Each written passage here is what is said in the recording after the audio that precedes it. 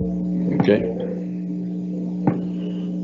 Good evening, everyone. I'll call to order the regular council meeting for September 1st, and adoption of the agenda is first item, Councillor Reid and Councillor McKenzie. Those in favor? Opposed? Motion carries. Thank you. Adoption of the regular council meeting minutes of August 18. Councillor Scarrow, Councillor Ireland. Errors or omissions? Hearing none. Those in favor? Opposed? Motion carries. Thank you. No mayor's report. Announcements. Again, property taxes due September 30, 6 p.m. Pay them here or at your bank and anywhere you can. Open to 6 p.m. And delegation, none. No. Public comments. Did we do the bylaws? Oh, sorry. Get to bylaws first. Yeah? Right now? Okay. Anybody wish to address council on any issue that is not part of the agenda?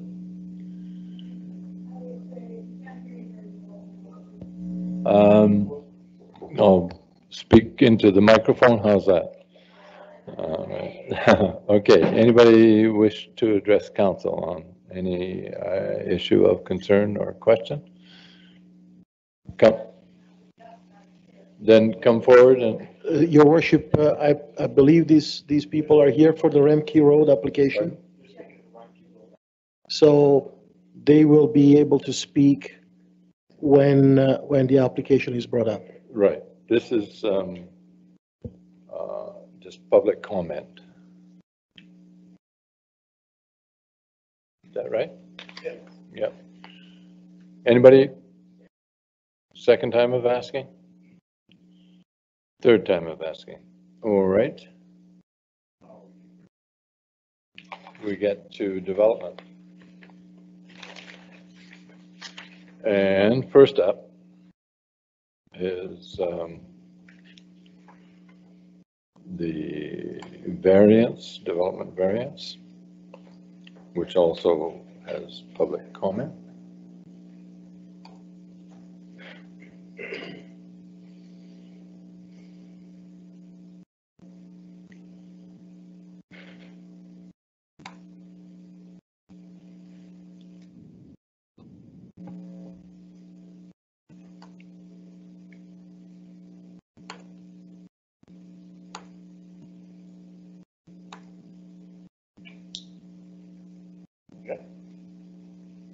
No?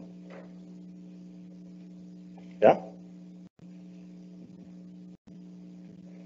No? Good.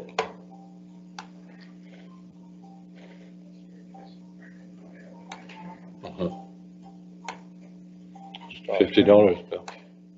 Sure.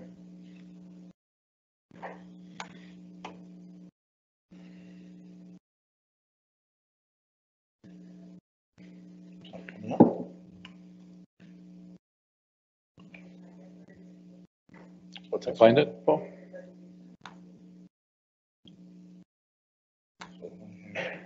We'll unshare again. Share again. Share. And share that.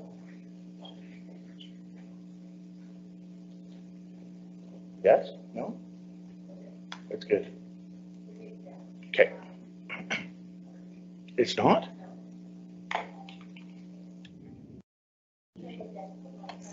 It's on screen. It's on screen? Yes. The development application is on the screen.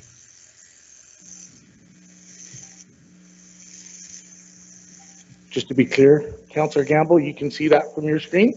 I can. It says file for consideration by council, file number DVP 2020-005, bunch of other numbers, meeting date September 1st, 2020, etc. Good, good. Okay, just wanted to be sure. Thank you. Yep. Okay. Thank you, Worship. This is a development application The file number is DBP 2020-005. It is a numbered company. The specific address for the property is 11326 Rymkey Road. The zoning is RM2 low density row housing.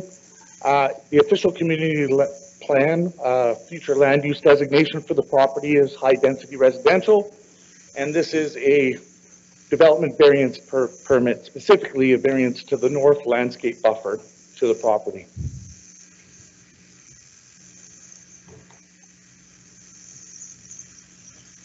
Let's just use this. You can see here that the property is located on Rymkey Road. It's important to note that the address is Rymkey Road, but the property actually fronts on Alexis. Can't speak to why that may be the case. Subject property is 0.30 hectares, so relatively small, or 0.75 or 3/4 of an acre. The aerial here, you'll see that there are two properties above this property, but this property here is undeveloped. Looks like they've been used as residential uses. Google Earth rendering here, again, just shows that from a different context. This is the zoning and the official community plan. So we do have a future land use designation for this whole area for high density residential. And at some point, probably we'll transferring bylaws from the regional district. We've zoned it RM2 to support that future land use designation. So the area variance being requested is along the whole north property line. And the north side yard landscape buffer is being, the proposal is to reduce it from 3 meters to 0 meters. Was out at the site today. You can see here, this is the front of the property, development sign. There's a storage container on the property. This is facing west. And then again here facing west, but along the south fence property lines. You can see the fence here. It's just a typical, I would say a farm fence, essentially with some wire. This here is facing northwest along the north fence line. You can see here that there is some shrubs, and there are the accessory buildings that you would have noted on the aerial previously. This is actually facing east, but along the same fence line, just literally turning around here. I can't really see this right now. Maybe move this. I'll just move it over there. Long story short is this is all cedar hedges in here on this property boundary.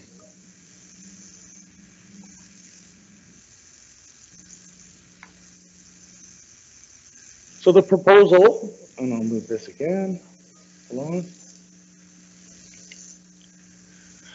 So the proposal is to consider a variance to the District of Lake Country zoning bylaw to allow for a decrease of the north landscape buffer for the RM2 low density row housing zone from 3 meters to 0 meters.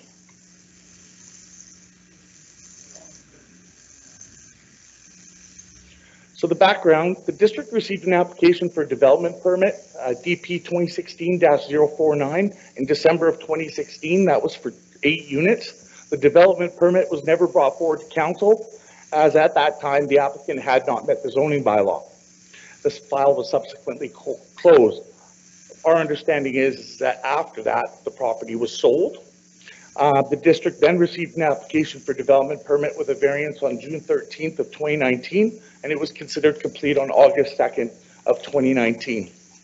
On March 9th of this year, the applicant requested that the application be separated into a development variance permit and a development permit. So 2 separate applications, as they did want to test council on the variance. So the applicant is proposing 2 4-unit buildings, so a total of 8 units on the property. The applicant wishes to test the variance, as I just previously noted. The official community plan envisions density of between 25 to 125 units per hectare for the density residential designation. The proposal for 0 units on 0.3 hectares meets the low end of this range, essentially 24.3, so very close. The applicant could develop 2 dwelling housing on the lot under the existing zoning, as it is a principal use for the zone. So this is well within the density as envisioned by the OCP with the proposed variance. The applicant has noted that the property owners to the north were approached regarding a sale to support a larger scale project with no interest, and therefore wish to move forward with something that meets the intent of the official community plan. I'm just going to minimize this. Is that okay? So the driveway width, which is 6 meters, a picket fence, and side yard setback to the existing single-family dwelling located on the adjacent lot to the north, creates a substantial buffer between the two actual land uses. For this reason, staff does support the preferred option for the above noted reasons and the policy framework, which is in the official community plan as set by council. Therefore, the staff preferred option is that the variance request be approved for the subject property. And alternatively, option B for council is that the variance request be denied. Thank you, Your Worship. Thank you. I'll ask if anybody wishes to speak to council with regard to this variance. If I may, Your Worship, council would have in front of them some letters from the public as received from the 50-meter mail out of adjacent property owners, as well as the applicant. The representative for the applicant is here if council may have questions of her. Okay, thank you. And I would ask corporate if we're getting outside calls in. Is that? Thank you, Your Worship. There's no calls at this point, but we will monitor the phones and let you know if we receive anything. Very good, thank you. Okay. Anybody address council? State your name, please, for the record. Push the button. There you There go. we go. Oops, gotta put my I think you glasses can- on. Hello, I'm Jolene Waldron, and I'm from 3050 Repke Road. I am the property that's to the north of this, and I am opposed to having this on my property line. As over the years, when we got sewer in, I'll kind of explain how this happened. When we got the sewer in down our road, Mr. Remke had asked for all the dirt to be put on this property. So this property is elevated to the very back of that property. So it's probably 4 feet higher than the front. And he had equipment come in and it all leveled off with a tapered buffer to the bottom of our fence. So now the last person, I guess, that owned this property came in with a bobcat and pushed all the dirt to the edge of my fence, removing that tapered buffer to my fence line, and now has pushed it against my fence, warping all my fence. And if this goes through, it will be right as high as my fence line, this property, as the top of my fence. So it's not even the, what do you call it, the regular ground, the natural ground level. It's elevated up to 3 to 4 feet tall, tapered. And let me see, and we're Repke Road because that's who we are. We're not Alexis Road because somehow that got put on, that got messed up. Yeah, one at a time. We'll please, fix at that the another microphone. day, yeah. So I guess that's really all. I think, Question from. about- Okay, Councillor Gamble is online somewhere and has a question for you. Okay. I'm just wondering if you did talk to Mr. Remke regarding the deposit of soil at the time? No, we didn't. At that time, I don't think there was any bylaws to bring in, you know, Soil deposit, yeah, deposition soil and removal. deposits at that time, because that's how many years ago did we get sewer in? 15 years ago or so? And are you concerned about drainage? Is this why you're concerned mainly, or? Yeah, totally. Sorry, I guess I should be reading my letter, what I sent to you. No, that's I all right. assume you've all read it. We have it on record, yeah. Yeah. So, yes, I'm concerned about drainage. If they put that in, where's that water gonna go? If the snow is there, is that snow gonna get pushed onto my property?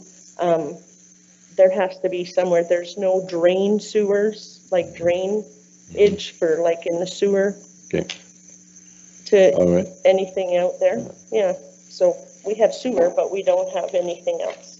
Okay, thank you. Thanks. You done? No, go ahead. Oh, Bill Councillor has a Scarrow question. has a question. Thanks very much for coming down tonight. There I was down at your place, actually the last 2 or 3 days, I've been down there a couple of times looking Oh. for you, Oh, but I didn't find you. bike in the rail trail, sorry. That's okay. I have 2 things that I want to ask you. The first thing is, how long have you lived there? I have lived there since 1983, and my husband has been there since like in the 70s. Okay, and I don't mean to sound any kind of accusatory or anything, but this is important to the decision we have to make tonight, which is about the side yard setback, eh? Right, Now, when I was observing your property, which is grandfathered and which has every right to be just how it is, that's right, because But- we're kind of all homestead Yeah. kind of properties. but it 'cause seems we- to me that you don't have a side yard setback either. No. Your buildings are right up against your property line. Well, those were built way before Oh, no, we ever I'm came. not accusing, all I'm saying is that even makes it harder for this council to come up with a no buffer, 3 meters to 0 meters, because of the fact that historically, you don't have your 3 meters on your side either. That's right, yeah, Okay, that was my questions. Thank you for your answers. thank you. Okay. Good. Deb, Mr. Somebody else Gamble, want- you're done? That would be me. okay, thank you. Okay, so I don't have to do anything here, right? So my Sorry, name is, your name? yeah, Shannon Fair, and I live at 3010 Remke Road, which is immediately across from the property in question. Okay. I've been there since 1976, in case Bill wants to know. And so you would have perhaps gotten a copy of my letter, I think today too, because I understand that went out to everybody. It has got a couple of pages there, and comments and concerns, or questions first, I guess, about all of this kind of thing, but I'll go to the concerns first. As my neighbors mentioned, there's a front to back elevation on that property that's above natural land grade. The concern is of course too on that is lack of planning for the abundance of groundwater and runoff of waters from that property. Where do they go? And how does that affect any of us? Not just the immediate property to the north along that property line, but those of us across from that property who are on a lower natural grade level. We have a creek on both ends of that property. We have Windfield Creek on the back, which is quite often in sort of a bog-like setting right at the immediate back of that property, because if you were to go and take a look at it, if the grass was able to show you, it drops off drastically, and then it's ducks swim back there, as they do on their property sometimes too, when there's runoff. In the front of the property is Middle Vernon Creek, not very far away, across a very narrow laneway. It's right there. So again, runoff of waters, how do we look after that? Because there is no system in place. There's no storm sewer system in place down there at all. So that's a concern, of course, to all of us. We don't know, you know, with a development of this size and this number of units, we don't know what kind of contaminants might be in that runoff. We don't have any idea of that, and no place for it to go except running into adjacent properties. And then if you were to take away the buffer variance and this were to be able to go ahead, then that brings other things into play, considering, you know, things like parking and what have you, traffic. And I would say down here that we're not opposed to development in our community, but we would like to see that development meets the needs of the area and the community and is reflective of our part of this little world that we live in here now. Great. So I know that the movement seems to be towards cramming as much as you can into a small piece of property and as many people into a small piece of property. But we'd have seen now with COVID and different things that have gone with that, you know, people are leaning a little bit more towards having some space And maybe cramming everybody into a tiny little piece of property is not the Good. best way to go. Mhm. I'd invite anyone to come and take a look at the actual property, and some have, like Bill came down today, and Dale's been down, Yeah, moving Mary down. down too. Yeah. So we have had a number of people down to take a look at it, because unless you actually stand there and look at that piece of property, it's really hard to envision what we're talking about. But it is a very tiny little piece of property. Right. Okay, thank you. Oh, Councillor Scarrow, you had a question? Actually, no, sir. I will hold my questions till I get to staff. Okay, thank you. Okay. Anybody else wish to address council on this? Do come forward, please. Thank you. Good evening, Your Worship. I'm Bearta DeClue with Urban Options Planning and Permits. I am representing the landowner at 1136 Rimeshee. He's unable to come and sends his regrets Yeah, we tonight. need your name as well. Oh, I'm sorry, I said that right away. Bearta DeClue. Bearta DeClue. Okay. Thank you. You know what? Bill laughs at me about this. I appreciate staff in the report, and I also appreciate the ladies that came up to speak. I heard two things that they spoke about. They spoke about drainage on the site, and they spoke about some historic situations. I want to speak specifically to the variance, and there is a reason why we chose to take the variance first and ask for the development permit later. As mentioned, we're seeking a variance to the landscape setback. We're not seeking a variance to the building setback. All other zoning bylaw requirements will be met by the proposed project, which, if we're successful tonight, I hope to bring to you in the very near future. The required setback on the north side from a building is 4.5 meters. We're proposing 6 meters.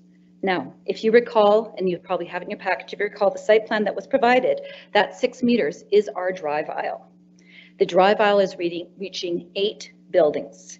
Each of the buildings, and I'm going a little bit off topic here, has a double garage for 2 vehicles, and there are 2 spots allocated to visitor parking. If you recall on the site plan, there's also a very large green area to the, let me just get my directions right, south, thank you. Nope, not south. No. It'd be east.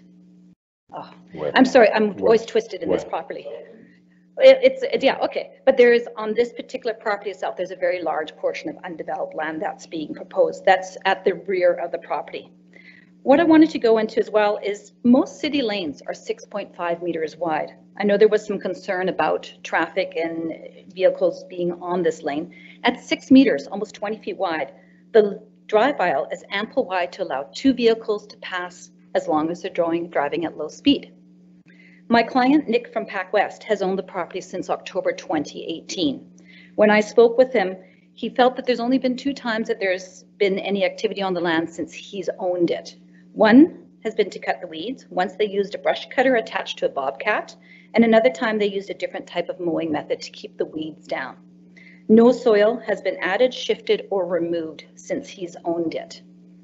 As mentioned by the staff, the site is very narrow, and we're using a picket fence because we want to be sure to delineate the side of the property so that, should this project go forward, there is no one backing into Mrs. Waldron's property or anything of that sort.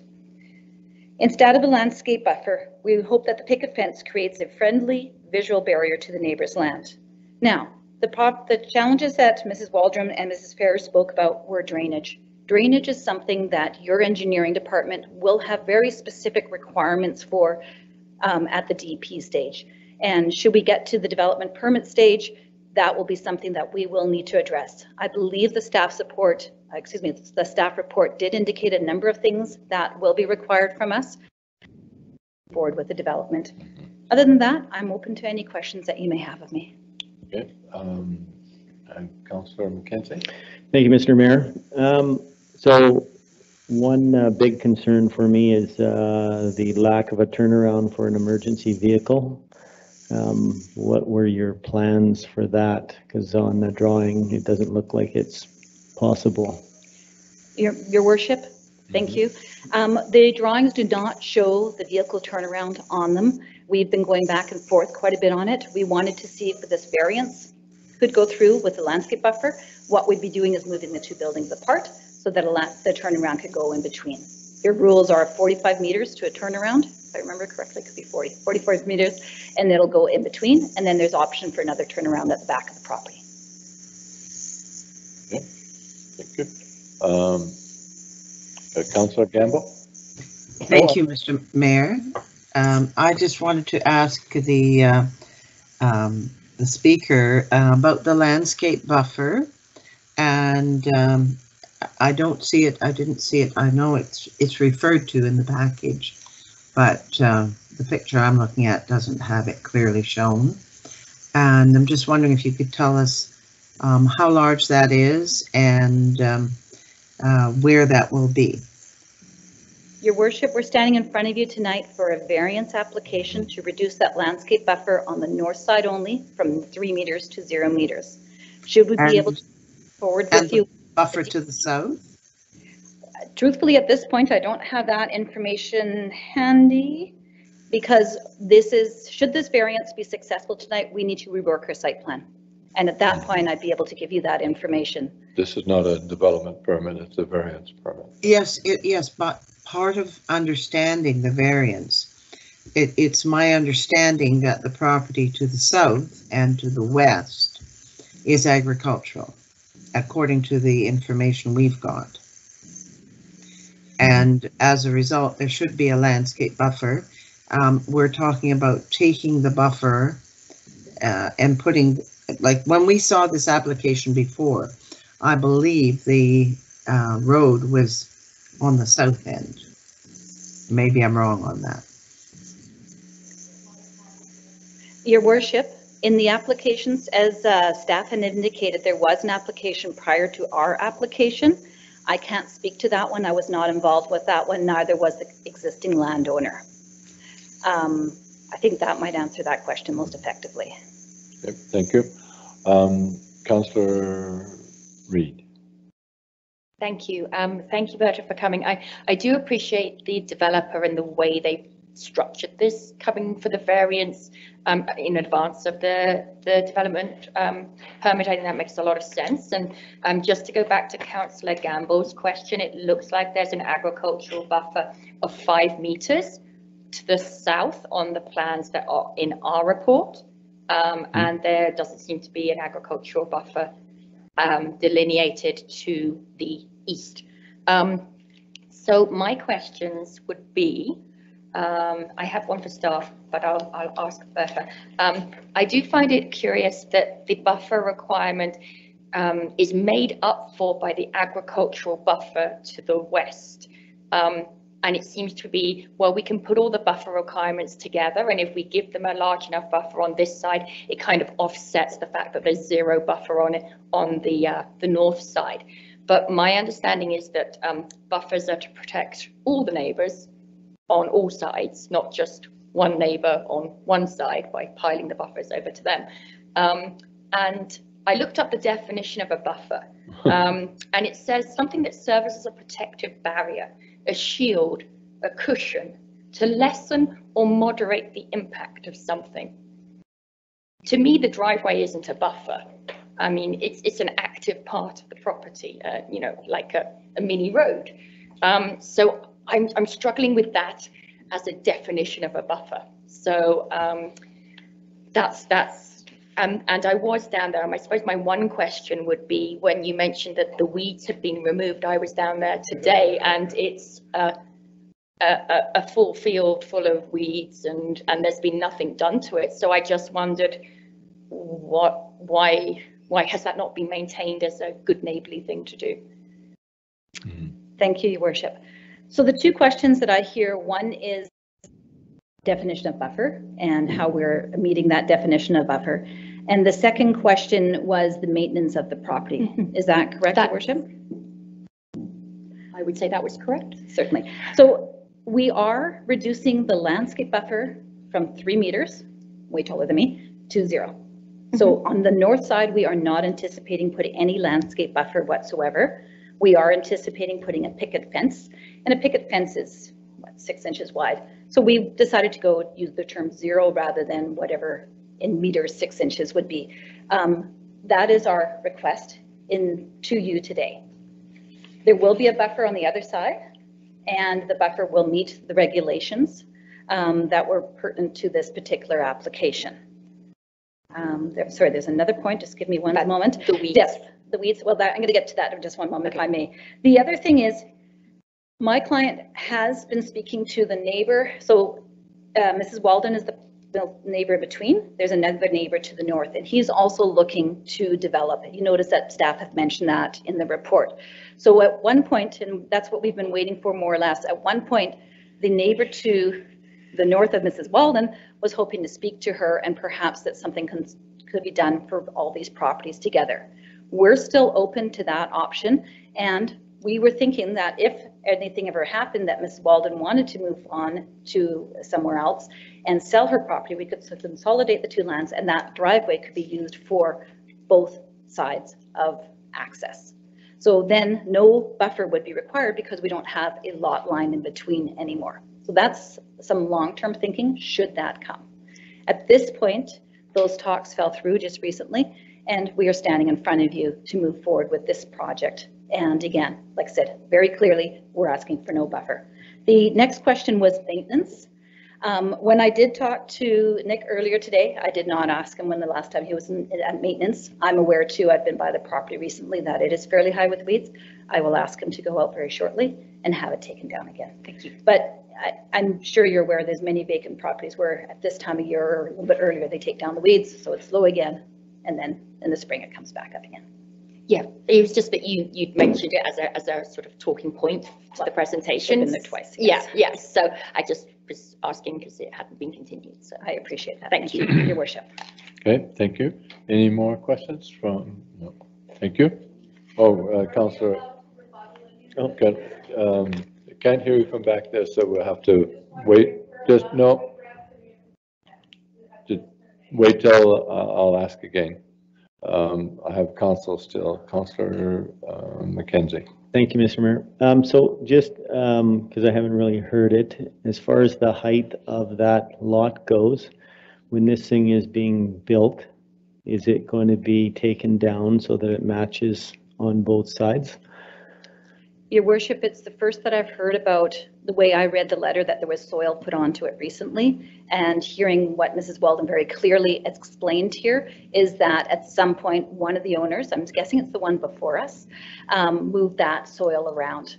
So yes, it is something I definitely am going to take back to my client to suggest that it's best if the land were all in the same height from a natural grade perspective. And obviously that would then require a soil permit that we remove the soil from the land. Okay, because yeah, that's obviously a big concern here. Certainly. And obviously with drainage, that's just makes it that much more exasperated there, so. Okay. Thank you. I have staff, planning department. Thank you. Thank you. I'll ask again from the. Thank you very much, Your Worship. Just sitting in the other room, so I thought I'd come in and add a little bit of context. Obviously, understanding the need for like context and like the wanting to see the big picture and like the development permit level drawings. Just wanted to make sure that this discussion centers primarily around the variance to that north landscape buffer. Whereas a lot of the issues with respect to drainage, for example, greater issues of form and character and the remainder of the site layout, landscaping, for example, and all of that will be addressed in detail at the development permit stage, as well as subsequent stages dealing with site servicing and site grading and drainage matters as well. So those will be addressed and will have to meet the requirements of council's bylaw before it moves ahead, subsequent to any consideration of this variance. But did just want to add some context to that. Okay. The key question is council okay or supportive of the landscape buffer to the north? Thank you. Questions from council? Jamie, don't go away. Or unless Paul is going to deal with them. I guess the things that I'm having some trouble with, I've always said to this council that variances should be used to nip and tuck rules to fit something in that works in the community. And if it doesn't work within the community, then it's a tool that's being used incorrectly, in my opinion. That being said, I have a couple of questions issues that have been brought up, and Paul, you're probably the man to answer them, or Jamie. What are our future plans for transportation for that area? Does Remke Road eventually join up with the Wood Lake School development? Is there access planned for that? And if so, why did we install a one-way bridge across the creek there a few years back? I can answer a part of that question. Perhaps our district engineer would be more online, would be better, more poised to answer that question. Craig? Or Matthew?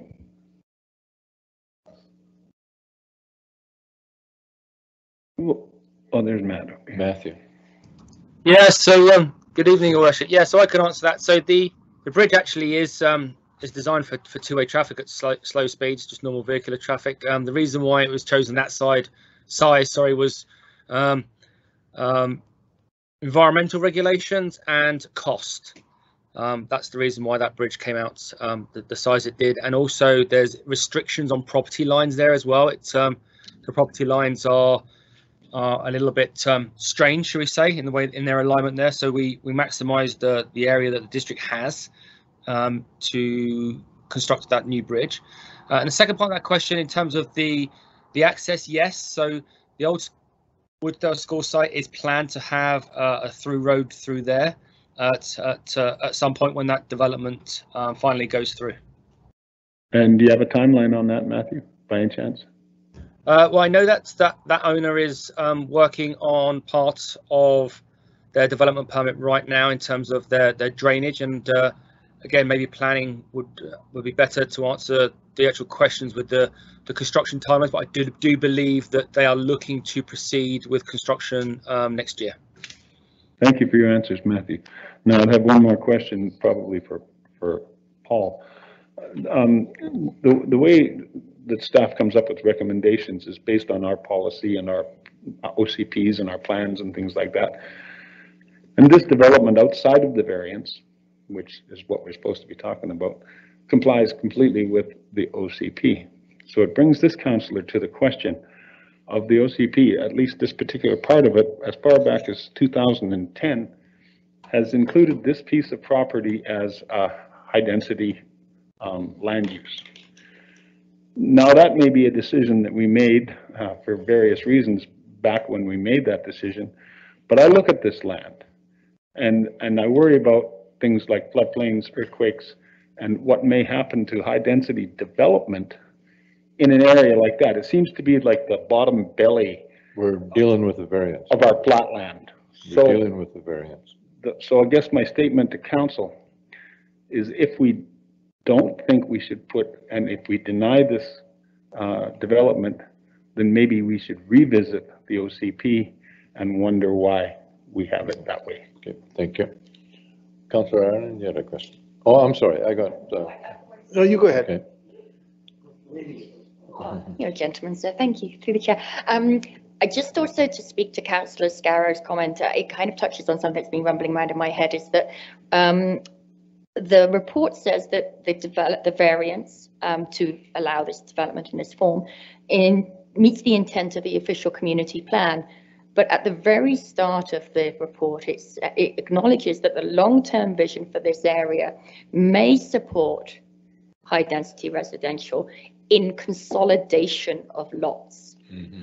And as far as I know, the OCP is a long-term plan. It's a 20-year plan. So the applicant, in asking for the variance, is kind of looking to rush that process. And with all due respect to Jolene, I mean, people move, people change. I feel that we're trying to shoehorn something in when the OCP acknowledged that we could do this in this area if the lots were big enough, or if there was a consolidation of lots. And by asking for this variance, and it's stated in the report that this lot currently does not meet the requirement to put the zoning on there. It's too narrow, hence why they need the variance. So for me, where I'm coming from, I feel that the applicant unfortunately needs to be patient and to continue their process of reaching out to neighbors. Once the lots could be consolidated, then to me, that is when you would not need a variance and you could move forward with this. Thank you. If I may, through your worship. So a couple things there. What is our long-range plan? I believe that at the time that it was rezoned with the future land use designation, as noted within the report, I think the long-term thinking here is some sort of lot consolidation, which is why staff did speak with the applicant and ask her to speak with the neighbors to try to move that forward in that way. So yes, in the long term, would it be better if these were consolidated? It was a larger scale project. I think conceivably that is the long range plan of the official community plan. That being said, with a variant such as this type, they could probably just change the proposal and come to council with a development permit for 6 units and probably still fit it on the site. So I think the main question for council, if I may, is 6 units, which is undershooting the density that council's asking for, or with a variance, you get that little bit of top up on density. Conversely, the principal use within the zone also allows for 2-family housing. So conceivably, if the applicant was not to be successful this evening, they could decide to put a duplex on there essentially. That would then, in terms of long-range planning philosophy, conceivably hamstring that property for the next 30 to 40 years for any high density residential into the future, which council may choose that that's appropriate. So those would be my comments to some of those questions. Thank you, your worship. Thank you. I have Councillor Gamble too. Thank you, Mr. Mayor. Well, you gave way to the ladies and Penny was in before Cara, actually. Okay. Thank you, Mr. Mayor. And one thing I would like to, I'd like to focus on the variance. And I think that been excellent discussion and comments from the council especially. The variance to me is something that is not based on a geographic need. And it seems to me usually when we look at a variance, it wouldn't be because there is some problem with actually building on the lot. The lot is flat. You know, there really isn't a geographic constraint. The only constraint is the actual plan of the person that's trying to develop, or the company that's trying to develop the lot. So I do not support reducing or removing that that buffer requirement at this time.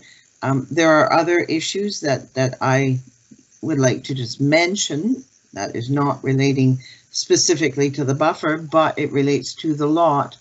And I think the comments about consolidation are extremely valid.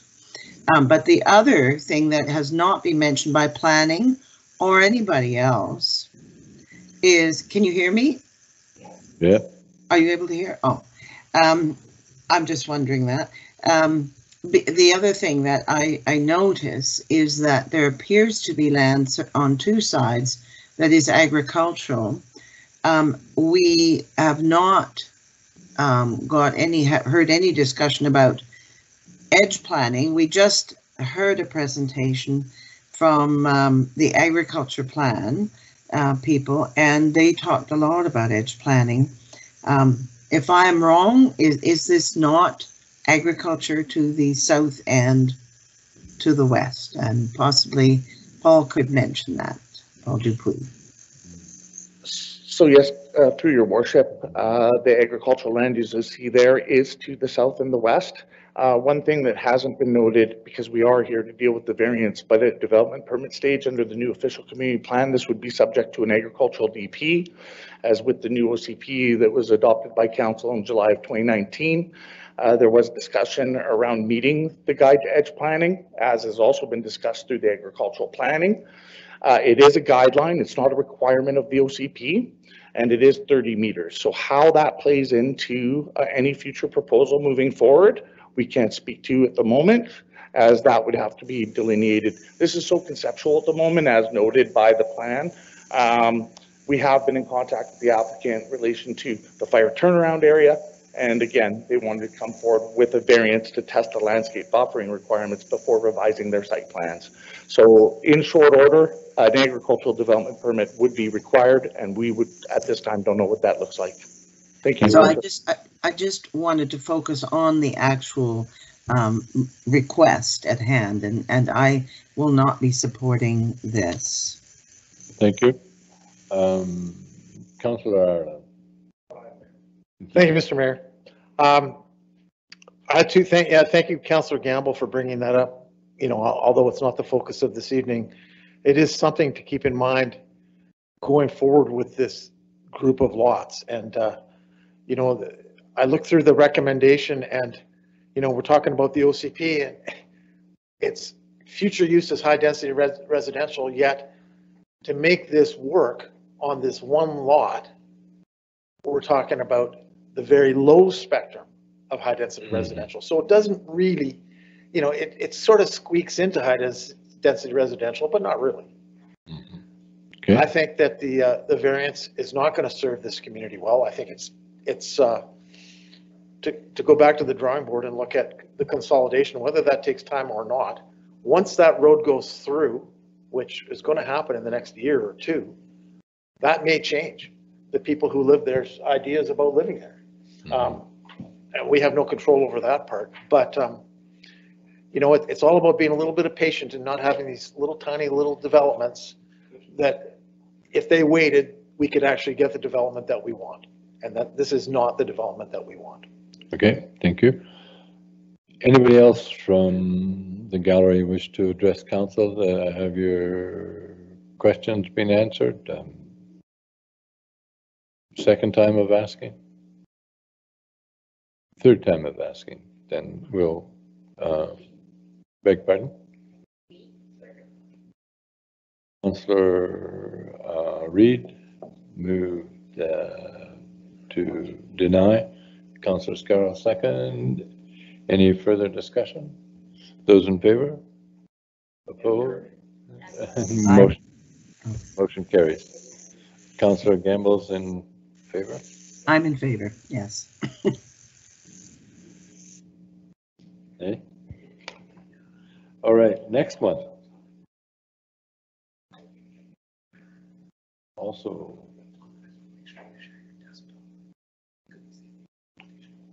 temporary use.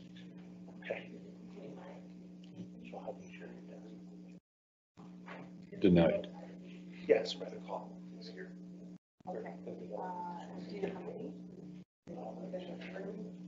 Staff's conspiring about something.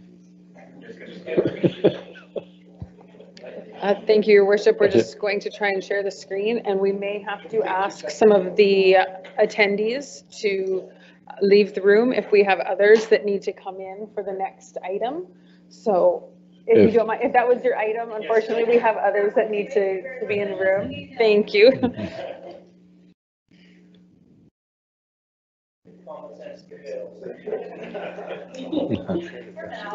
I don't know what your is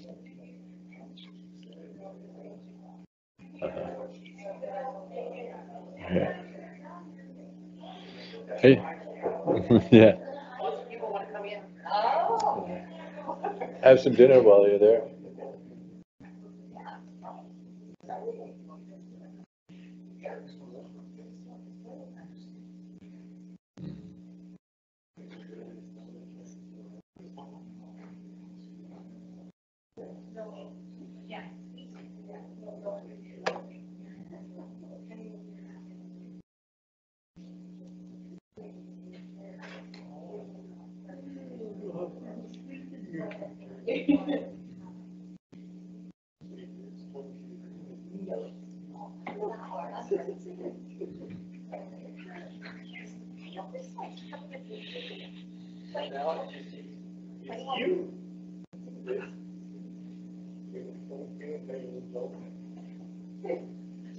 All right, you're up again, Paul, I think.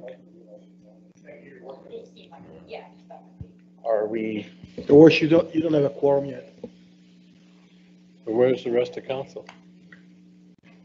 Blair and Bill? I'm here. Yeah, we got 4. Okay, so you have a quorum. Thanks, Penny. You're good? Okay, still sharing? Okay, perfect. Thank you, Your Worship.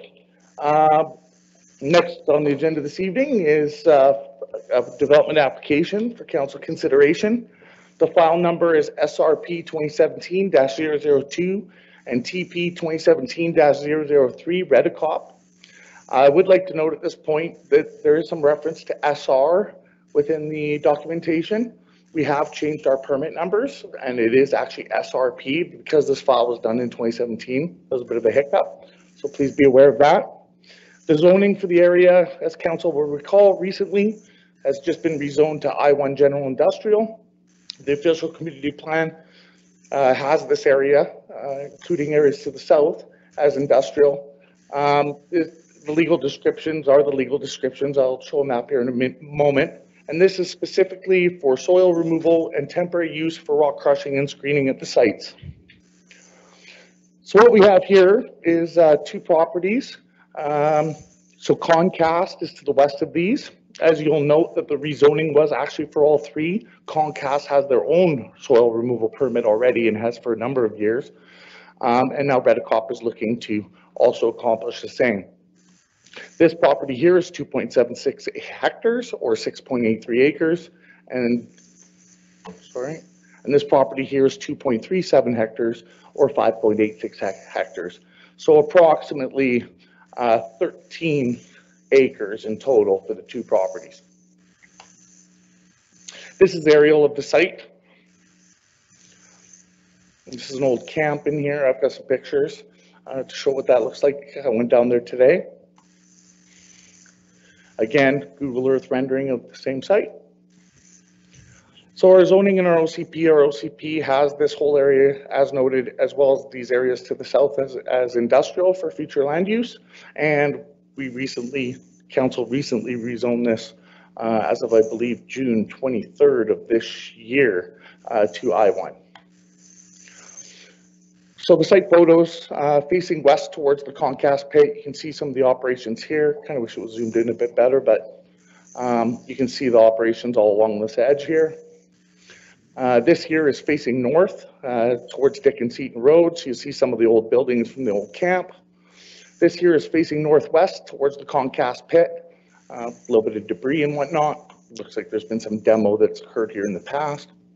And then facing southwest towards Okanagan Center Road, and this is actually Okanagan Center Road on this ridge here. So as you can see, a clear site, generally. The site plan here shows the elevations and the mining operation that they're going to be looking.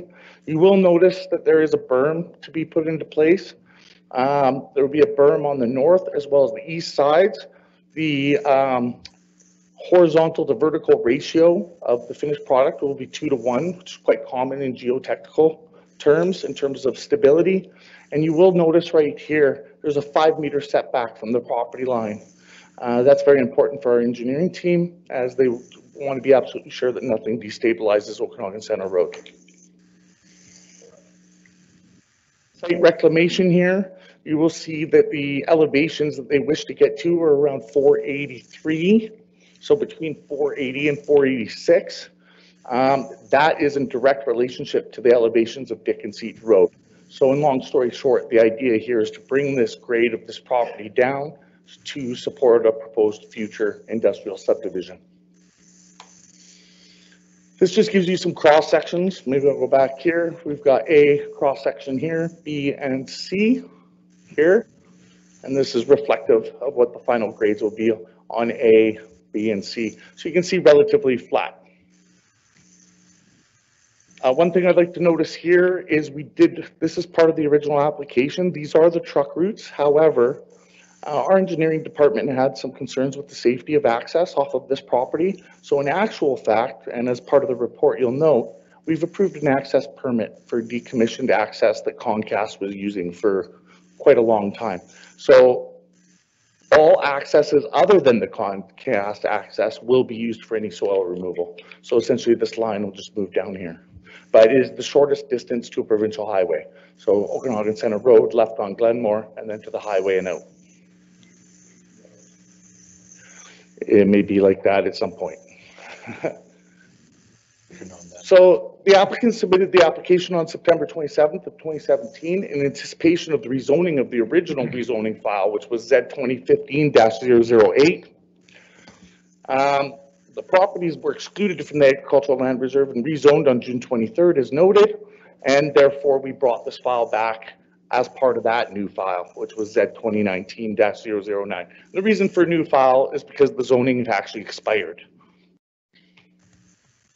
So the applicant has applied for a soil regulation permit for 122,000 meters cubed of material to be removed to bring the grade of the properties for road alignment and proposed future industrial subdivision as noted.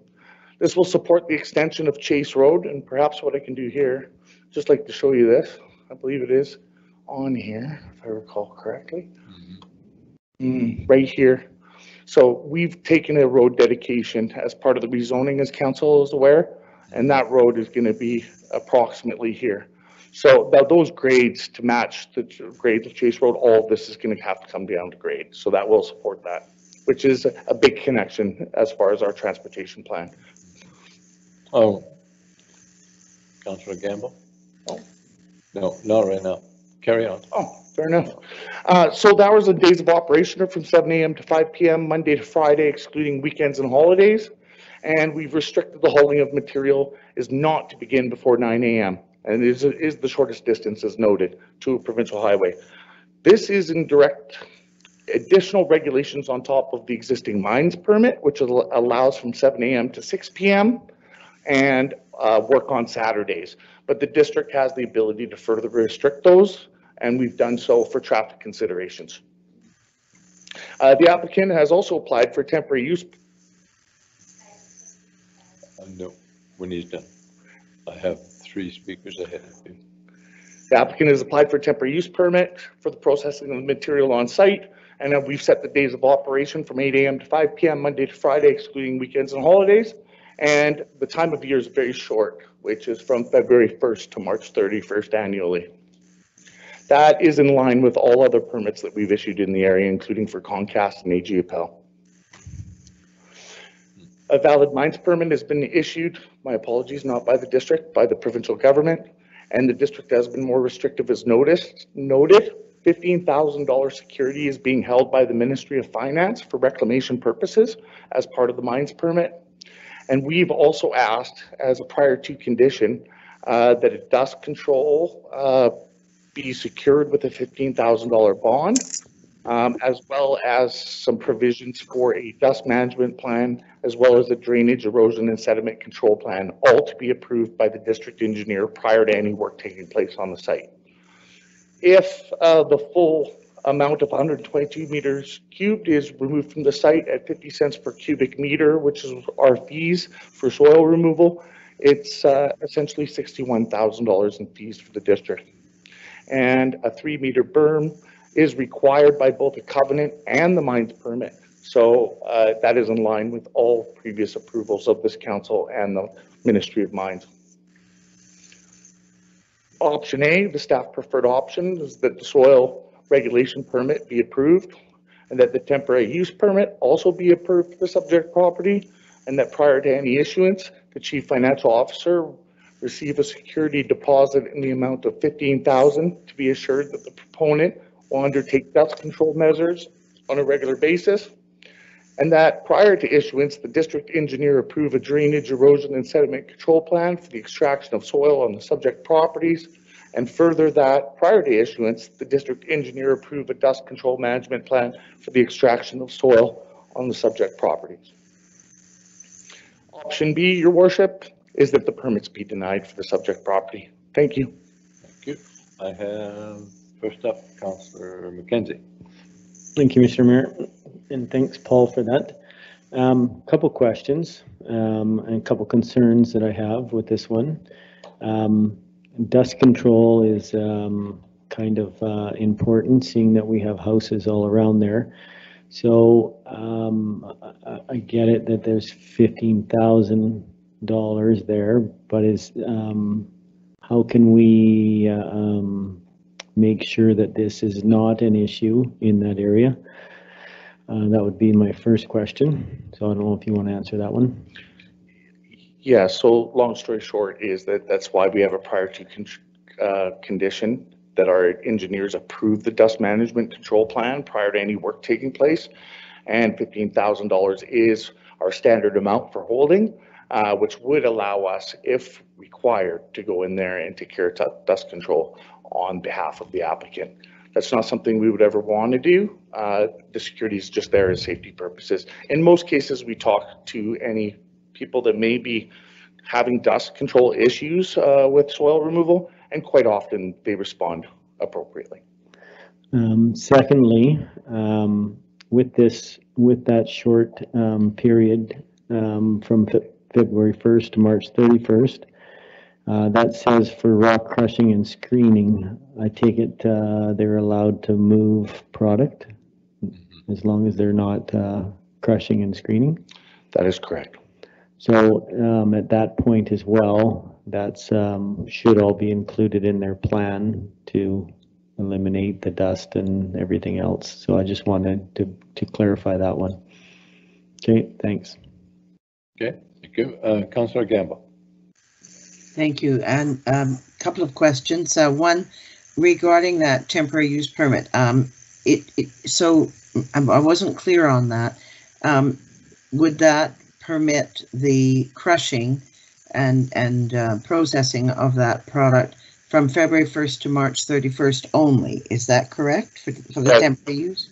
Yes, that's correct. Okay, good. And then we've said that we want it to finish by 2023. Is that realistic? And if they say no, they will come back and ask for an extension? We cannot ever be sure of timelines. However, Your Worship, the applicant is within the crowd and is open to any questions the council may have.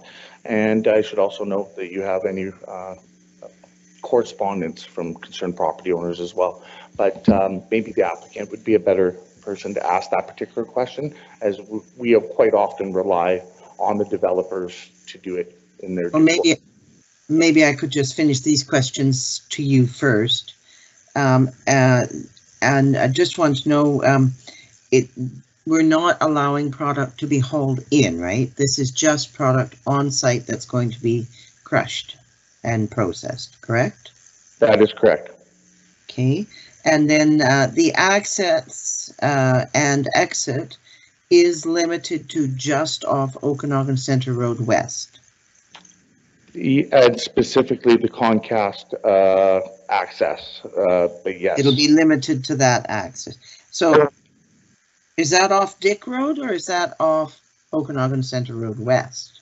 It is off of Okanagan Centre Road West, and there'll be absolutely at this portion, our engineers have been adamant, there'll be absolutely no access to Dick or Seaton Road at this point. Great. I'm all supportive here, but that was the one thing I did not want to see because that would be dangerous. And I think the dust control, you've got that under control. So thank you. Thank you. Councillor Scarrow.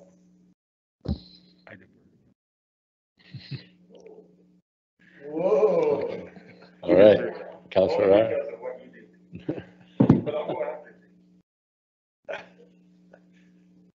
I'm sneaking in here. I'm taking this one now. Yeah,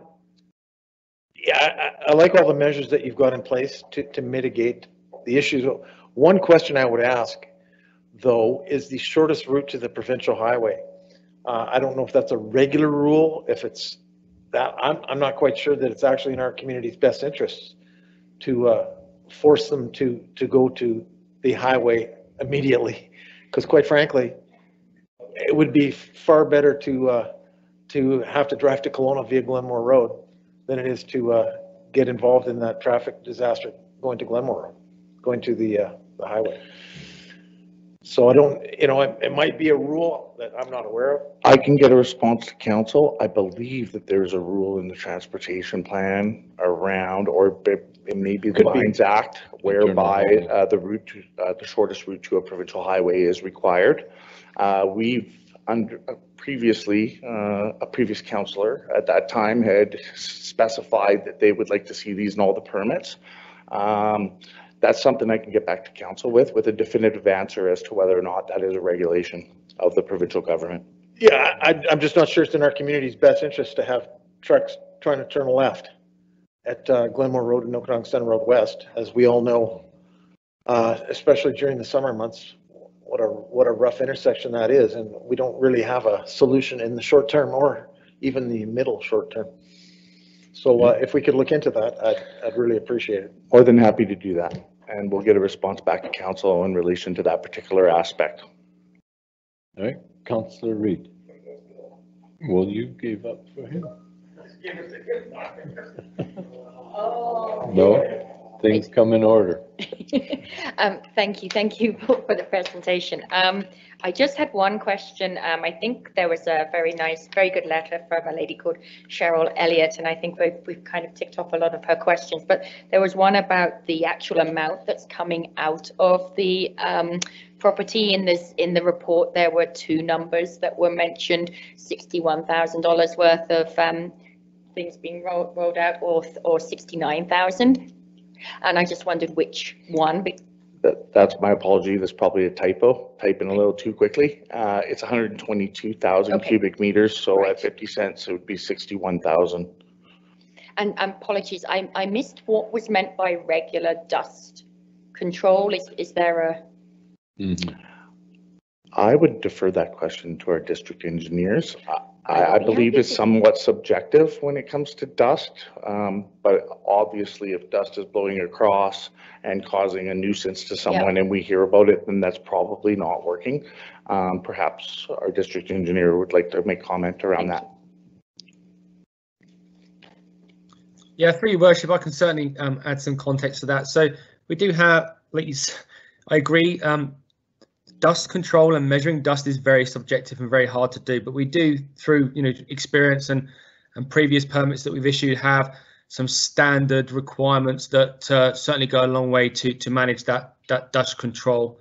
So I think we've got a pretty good set of standards that have been developed over a number of years, and once we get their plan and review it, I'm confident that we'll be able to mitigate that dust as much as possible, that works for both the owner and the public.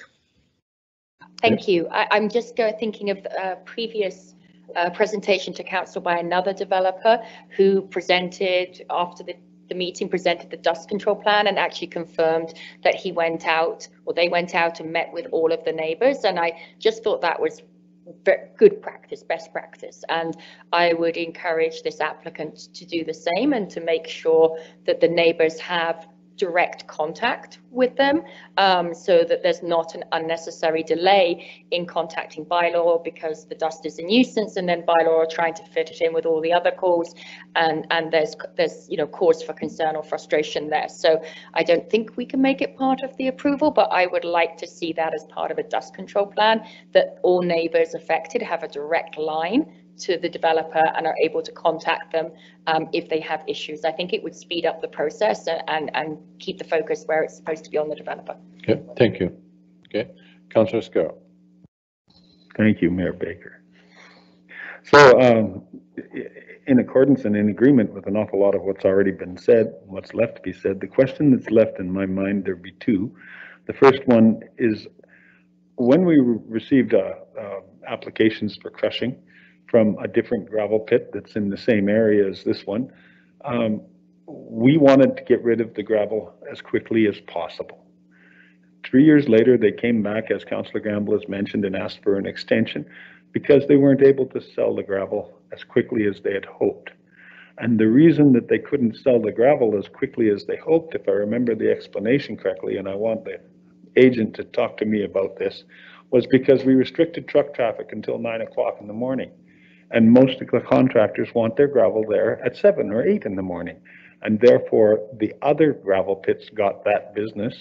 And the one that we wanted to deplete quickly was left with what's left of that business. So I wonder if it's an intelligent move, and I would like the applicant to address this, on whether or not we restrict trucks to not moving off the yard until 9 a.m. or should it be 8 or even more? And beyond that, I would like to hear what the residents of the area feel about that, because we either lengthen the time it takes to get this job done from 3 years to whoever knows how long, or we give the company that's doing the job the ability to do it as quickly, as efficiently as possible, which is what I think we're restricting by that.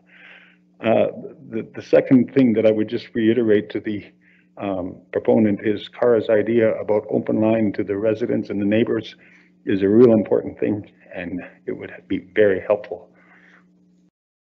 Okay, thank you. Anybody in the audience wish to address Sarah? And well, let's see if there's anybody who wishes to address council with regard to this operation. Do come forward, state your name.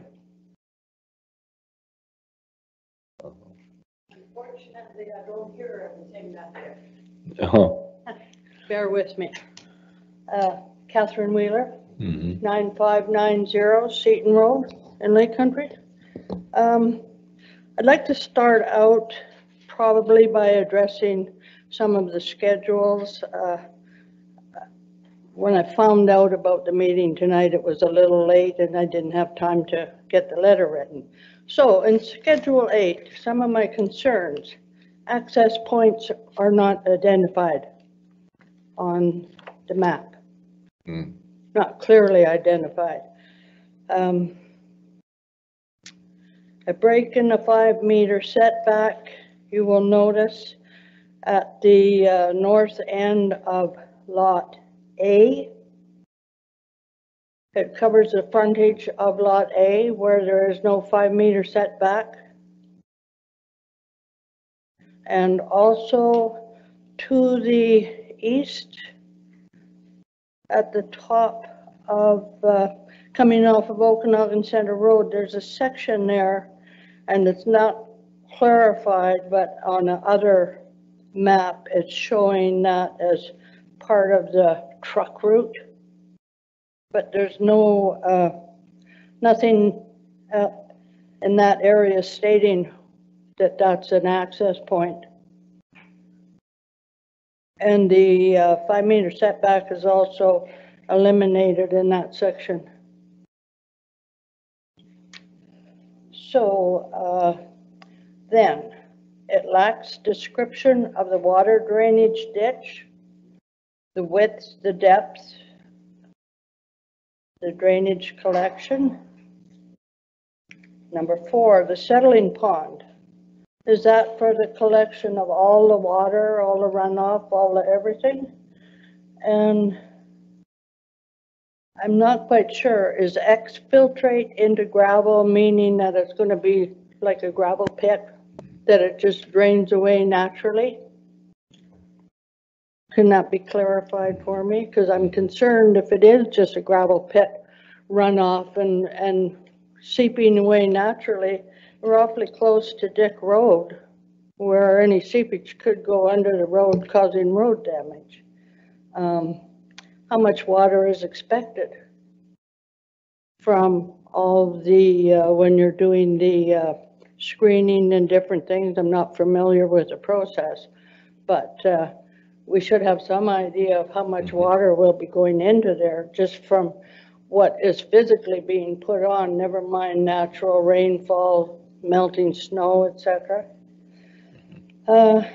Concern to the property to the north as well, if this seepage is going underground under the road, because their house is right virtually directly opposite from where that 5-meter setback doesn't exist.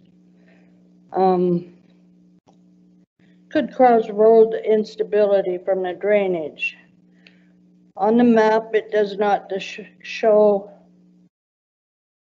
Lot A. It just mentions Lot 1, which is not a major deal other than if you're looking at it to know where the division between the two sections are. It shows activity for year 1 and 2 only. Doesn't mention year 3, if this should be approved for a 3-year situation. Most of the work activity is in the vicinity of the residential area. In other words, it seems to be sort of centralized where a good part of your activity will be, because it shows the weigh scale over to the east, the product stack to the east. The screening is on the lower section of the properties closest to Dick Road, and the residents opposite on Dick Road. That's where they come and go. So that should create a lot of noise there. Never mind also the property on the northeast, that small lot, the little white house that everybody's probably aware of. A lot of activity would be going there. They could also be affected by the settling pond. What is a settling pond? Is it got lining or something in it to withhold? It's a pond. It's not just a go away immediately. It's a holding pond, I think. And then it does not show where the crusher will be placed or operated, which I think is an important question. It shows where the screening plant is proposed to be. Doesn't show where the crusher will be placed. And the proposed mining area is not really defined as far as I can consider. It shows a line pointing to the pink on the west side, closest to Okanagan Center, and it says proposed mining area. How much is included within that proposed area? It doesn't define it as far as I can see. Perhaps it does somewhere. I can't see it. There's one other thing I wanted to mention with this one. No buffer is shown for size area. Well, we know it's supposed to be 3 feet high, but it doesn't show on here where it will be. Are you still going to have the buffer and that frontage on lot A, where there is no 5-meter setback, and as well on the eastern side coming off of Okanagan Center Road? Doesn't show a buffer there. Okay, moving on to the reclamation plan. Not very much here. It doesn't show, once again, it doesn't show the access points. North frontage of lot A, 5-meter setback is missing on there as well. Berm appears non-existent. And what does 8 meters pit floor plan mean? Are they going down 83 meters to extract gravel? That's a question. Yeah. Your worship, or do you want me to address some of those now? You can address them at any, well, wait till you're done with all of your Thank you, your Okay. worship. questions and comments. We'll try to be quick. The truck routes. This was a funny one. And I really couldn't see how the district would approve this diagram even being put in here. There's no date on it as to when it was drawn, received, who did it, anything. There's no direction of travel, coming or going. One place it says truck routes, another place it says truck route, singular, plural. It's incomplete altogether. There's no stamp of it being received, no legal access points, I don't believe. I don't know if there's ever been a permit approved or passed for that eastern access point showing on here off of Okanagan Center Road. And I think it's really funny where the road that goes onto the property, if it is a road, just sort of dead ends in the middle of nowhere, and there's no description of anything. But I don't know if that access has ever been approved. and they need to be. And do you need Minister of Transport approval for any of this?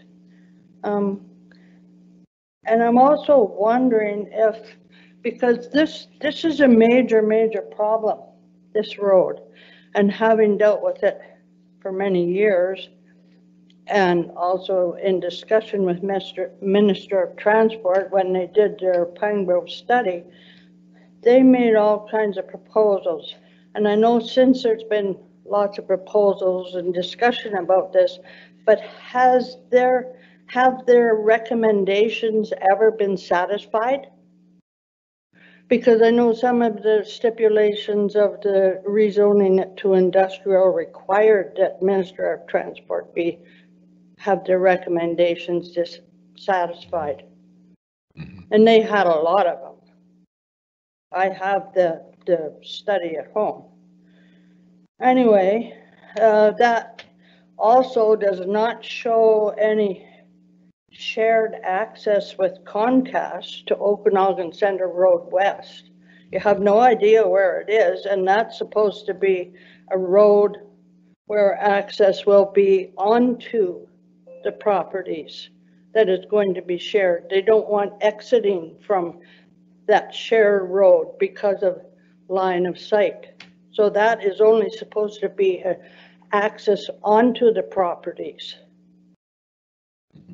And the access to exit from the properties is mentioned as, and it's very subtly mentioned, but it would be onto Dick Road, because one access is allowed from the properties onto Dick Road. And that's in writing in there as well. So I gather they're going to go on the shared roads wherever they are, coming from Okanagan Center Road onto the properties, leaving the properties through a shared road onto Dick Road and Seton Road. Once again, this truck route shows none of that. So this, as I say, it's totally incomplete. Okay. Now, on the soil removal permit, at the bottom, where it says access to and from subject property is to be shared with Comcast Limited on the adjacent subject property, 8555 Okanagan Center Road. You know the legal description.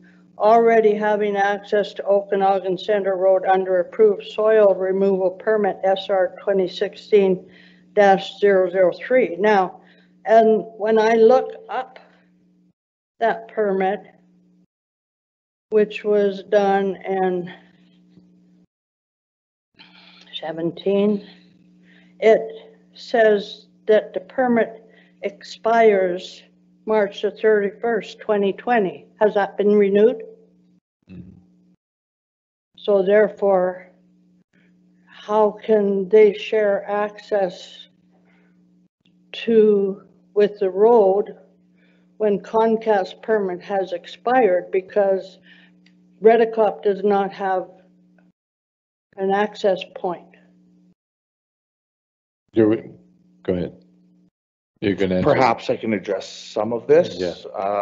Maybe not all. So typically as it relates to a soil regulation permit, the drawings relate to the actual soil removal.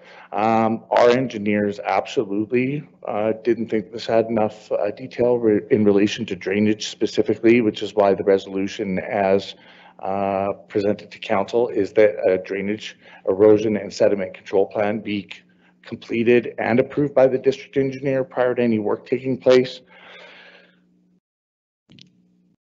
As it relates to access, we've only issued one access permit, and maybe a direct answer to your question. So the Comcast pit is now completed. We had to do another access permit as part of this application, which our engineering department approved on August the 6th. And there is no more gravel being removed from the Comcast site. but the gravel being removed from the Redicop site will go through that. In relation to the Dick and Seaton Road question, there's a restrictive covenant as part of the resolution, in fact, of the zoning. Council had said that there would only be one access at subdivision. This is not subdivision as of yet, so there will be 0 accesses off of Dick and Seaton Road. The only access that will be coming off of here will be from Okanagan Center Road from the Comcast access. So I want to be very clear about that.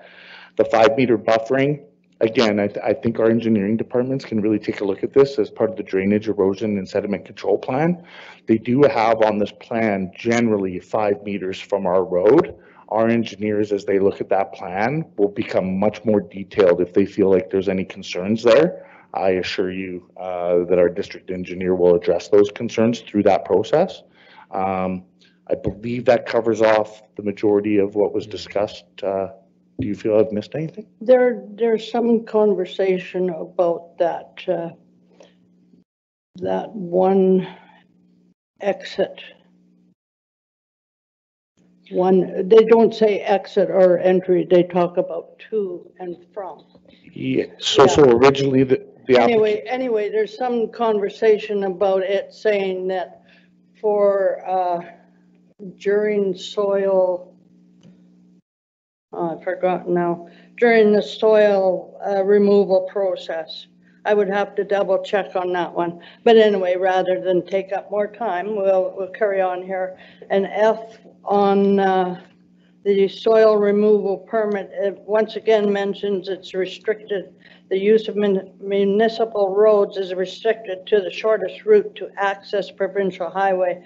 There, I'm asking again if Ministry of Transport's recommendations have been satisfied. We'll move along. Don't want to take everybody's time.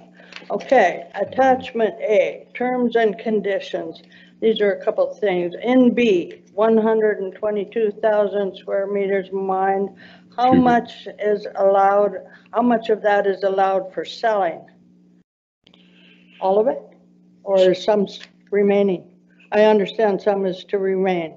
So I'll answer a couple questions. So as part of the rezoning application, the Ministry of Transportation and Infrastructure wanted highway upgrades at the intersection of Highway 97, which includes future subdivision as well as, I would imagine, some of the soil removal. So as they move forward, they have a bond with the ministry currently, which is why the zoning was approved by council.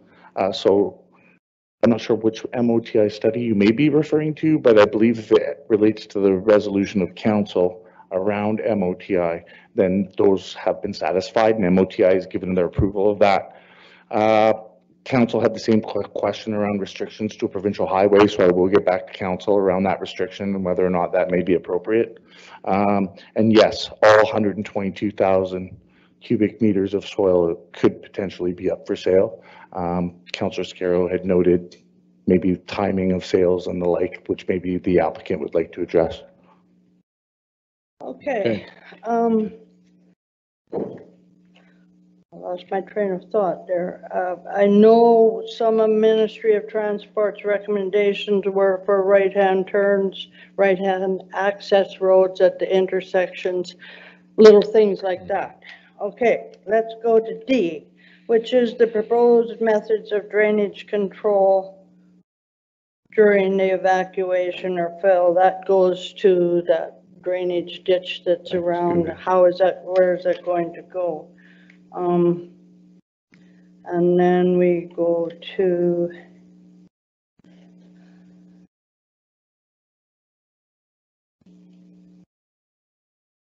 again, that addresses the crusher. Where is it going to be? We have it discussing hauling. Attachment A. I'm on the wrong page.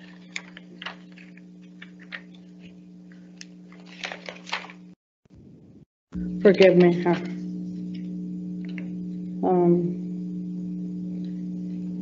We're back to the soil removal permit in D, where it mentions hauling of material either to the site or off the site shall not occur prior to 9 a.m. within the hours of operation. Now, where it says to the site, hauling to the site, is material being brought in to be screened from other properties or to be processed?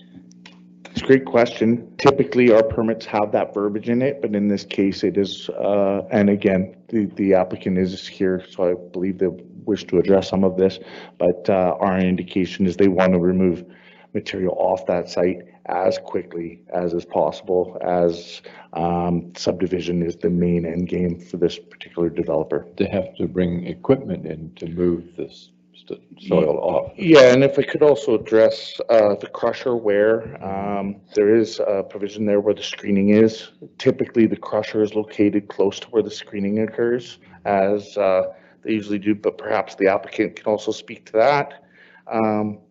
And of course, trucks will be coming both ways on that truck route, as empty trucks will be coming to the site to reload and then leave again. So empty trucks coming into the site, fully loaded trucks leaving the site. Thank you, Your Worship. Okay. Probably by Dick Road and Seaton Road.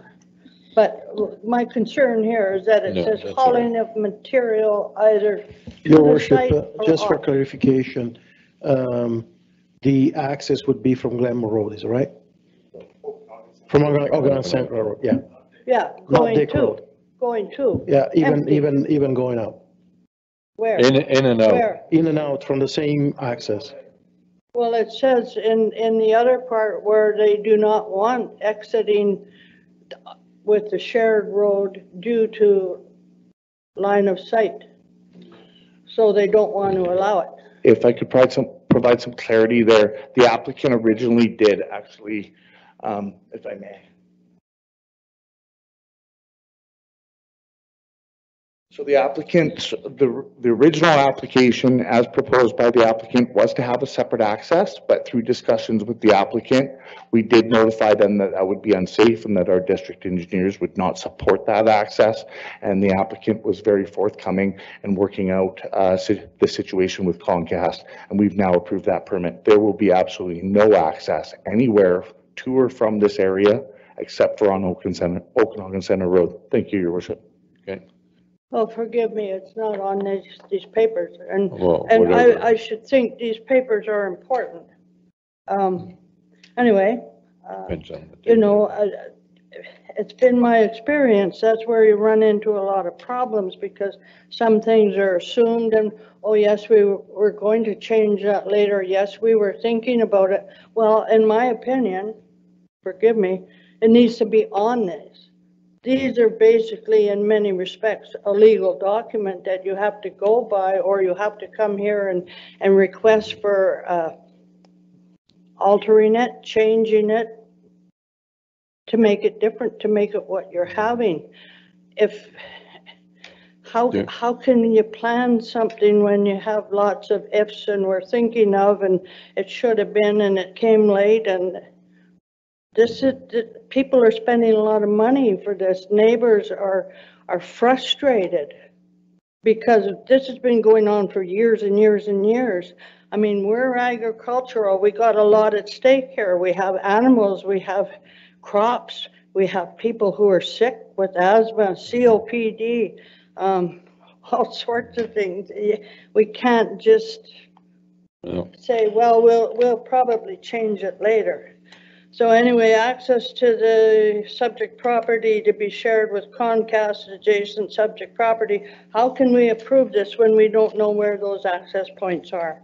And at one point in here, it previously referred to the adjacent property as 8550. And at one point, the adjacent property was to the north, which is incorrect as well. This is from your website for soil permits. And in L, it says the proposed routes over district highways to and from permit area and the proposed hours and frequency of trucking operations have to be included with an application. We don't have that either on our road route. Okay, we're getting close. Please bear with me. I appreciate it. Now, the request for council to consider off-site consideration, 3-meter berm, northeast boundary, not on Lot A.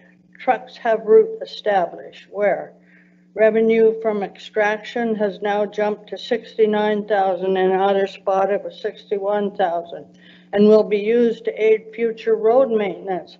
Now, if damage to the road is a result of this heavy truck traffic, and there's a lot of it, I don't know why Lake Country citizens should be responsible for the cost of the repair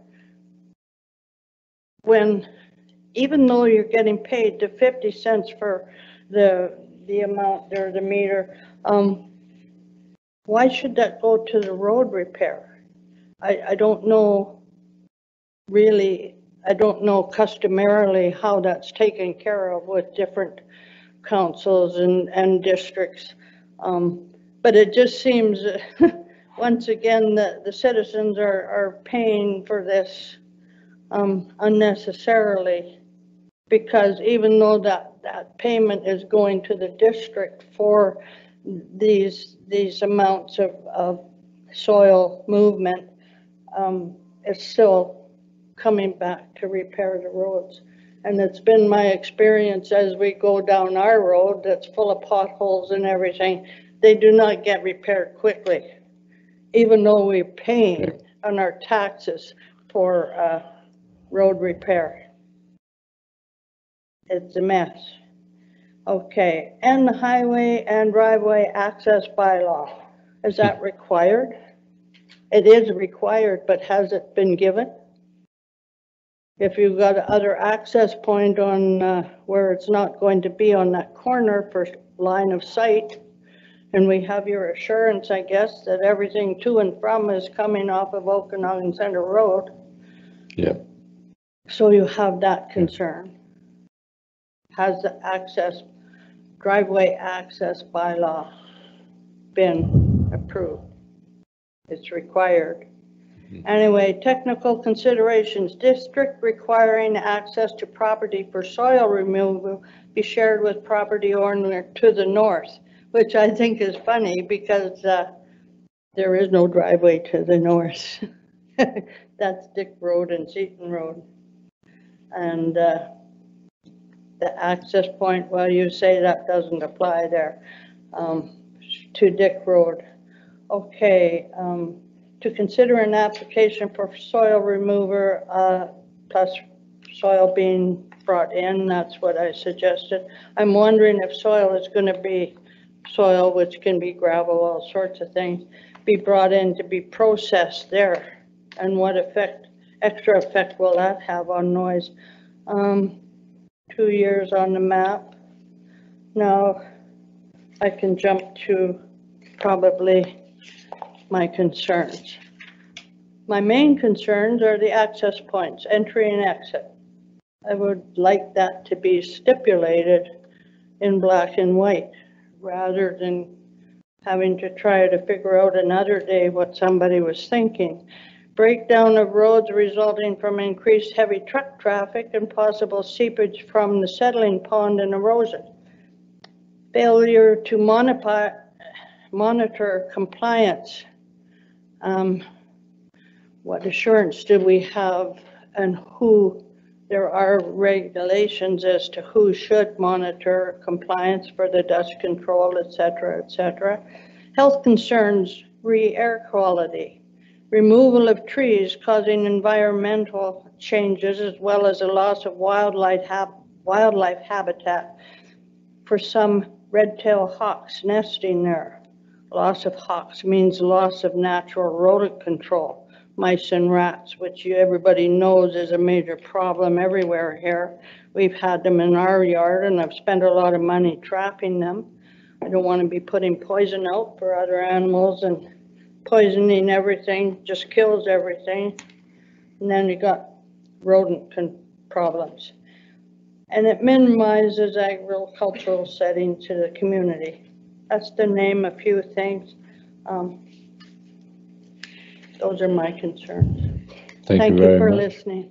Thank you very much. And we'll- hopefully we can get something concrete. We'll. And I hope these things will be considered. Thank you. Be sure that they are. Thank you. Anybody else wish to address? Do come forward. State your name, please.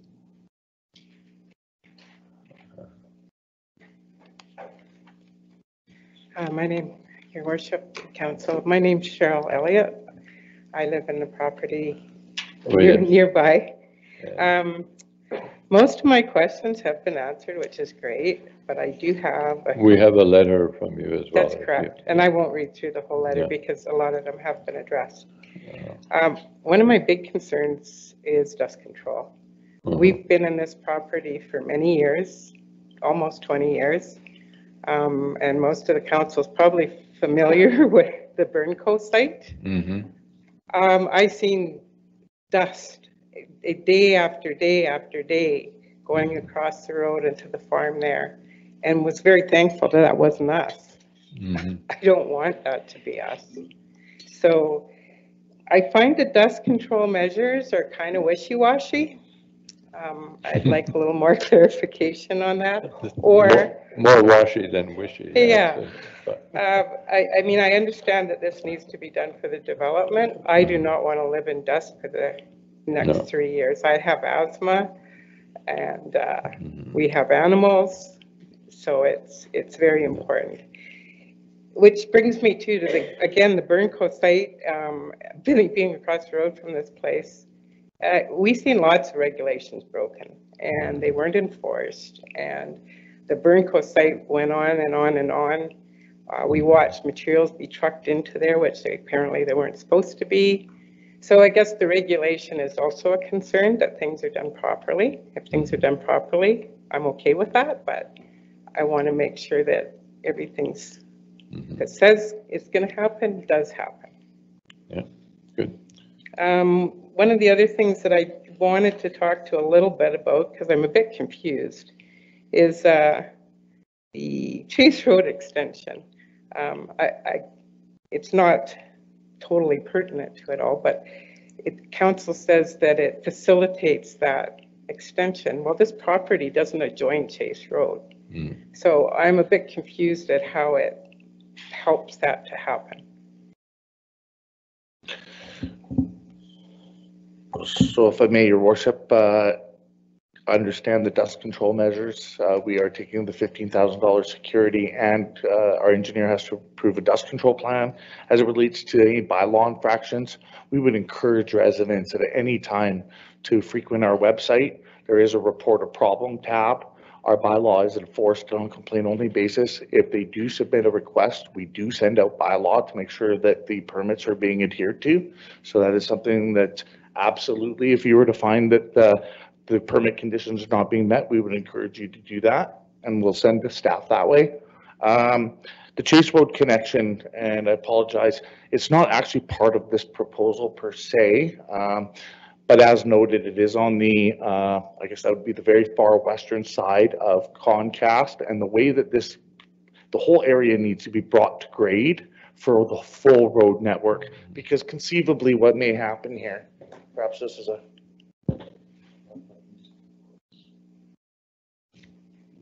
we're not sure what the subdivision will look like holistically. We did see a conceptual site plan as part of the zoning, if council recalls. So we'll have a Chase Road connection here, but there may very well be internal roadways through here as well to service the industrial lots. So until we actually get to the subdivision stage and we see the actual proposal for subdivision, we'll know a lot more then. But there is, as per the conceptual plan at zoning, the idea that there would be some internal roadways in here as well. So to make sure that everything's at grade and all the roads connect, they have to be at essentially the same elevation. So it will aid with that. Okay. And my final concern is Catherine had alluded to it, is there's some very large trees along that property. A lot of them are dying, but I'm assuming they're going to be removed eventually. There are several hawks that appear to live over there. They sit on our fence all the time. It's kind of like our resident pets. And they eat the mice in the field. They sit on the fences. When we start up our lawnmower, they go sit on the fence because they know the mice and that are all going to run. So I'm a bit concerned at what the environmental impact is going to be by, first of all, reducing the elevation down. It's going to be a whole lot different. Our sight lines are going to be different. There's nothing to stop wind. I mean, there's a big hill there, right? So it changes the wind patterns. So I don't expect council to address that, but I'm kind of worried at what the environmental impacts are going to be. And we also have a right today, I'm hoping it's going to be better for us, but we get drainage in our yard all the time from that property. Our driveway fills up. Luckily, it drains away fairly quickly, but our driveway is always like a big lake, and most of it comes from that property. Some of it does run down the road as well, but so. Okay, thank you. Thank you. Anybody else wish to address council? We hear from the application. Yes, Your Worship, the applicant is here and would be more than happy to answer any questions council may have of them. Okay, thank you. Councillor Scarrow, first up.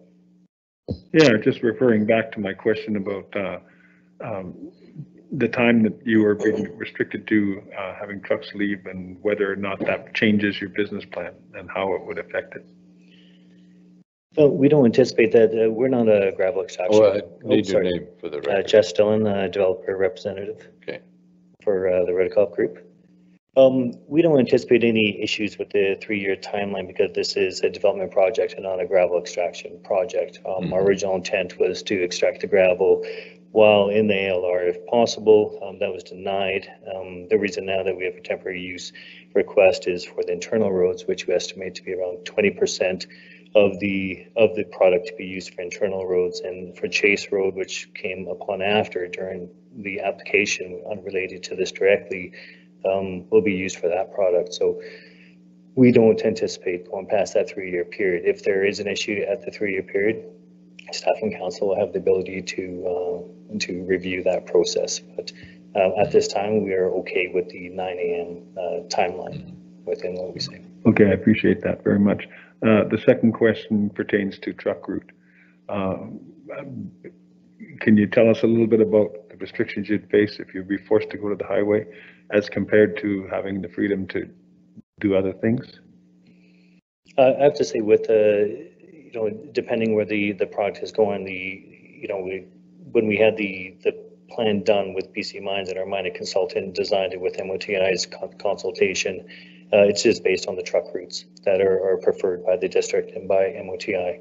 So I can't speak to if we had the ability to go elsewhere, how that would support us in the removal of the product. I'm not able to answer that question. And finally, lastly, what's going to happen after 3 years? Are you going to be done, or are you going to be looking for more? We'd like to be done in 6 months. The original goal, and always our goal as a development company, is to extract the material. And like I say, we're not a gravel extraction company. Our process is to bring the product to grade. The only reason that we have a mining situation is because BC Mines requested that we get a BC Mines permit, because bringing product onto the market could give a competitive edge to where that product would go. If we weren't surrounded by mines, this wouldn't be a discussion. It'd just be a development site. I appreciate your answers. I open the floor to others. Questions? What about the drainage from the anything from the operation? Are you dust control? Right. Presume some use of surface use of water. The drainage plan, which was composed by our mining consultant, who did that with BC Mines. So I'm not educated enough to speak to what the drainage plan and how it was come about, where the low point is, where the sediment pond was located. That was just done by our mining consultant with BC Mines. very good. And any other councillors, any questions? None? Jamie, did you have? No, you had something previous? Or, no? Okay, thank you. Okay, thank you, Your Worship. All good, thank you. The recommendation.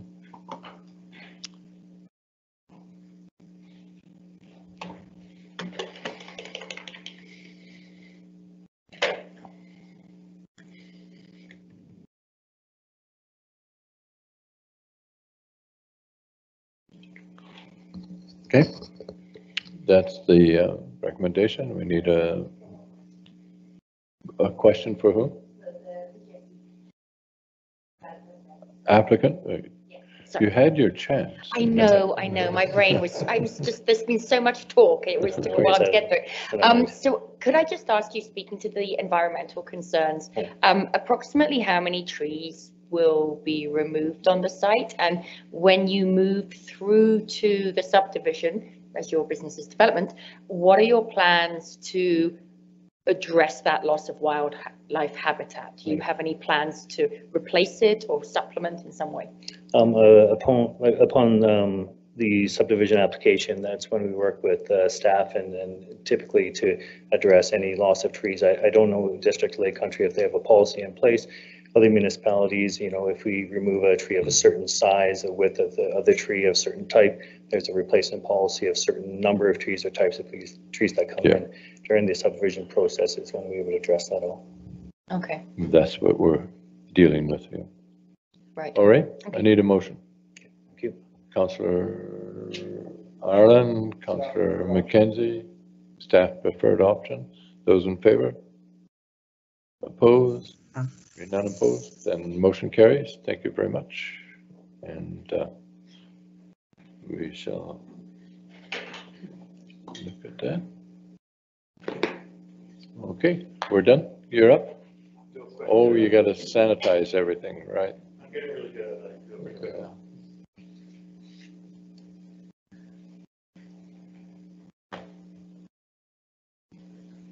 Your Worship, thanks for your patience as I just do a little sanitation here, and we'll move on to the next item really quick.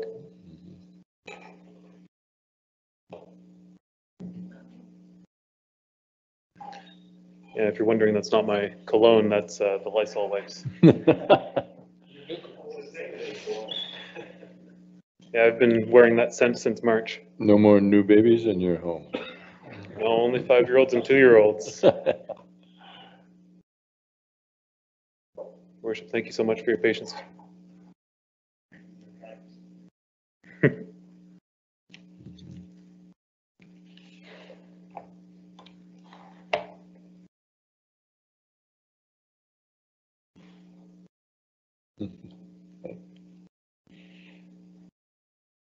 Just want to make sure that our presentation is still being shared with our colleagues and the public online.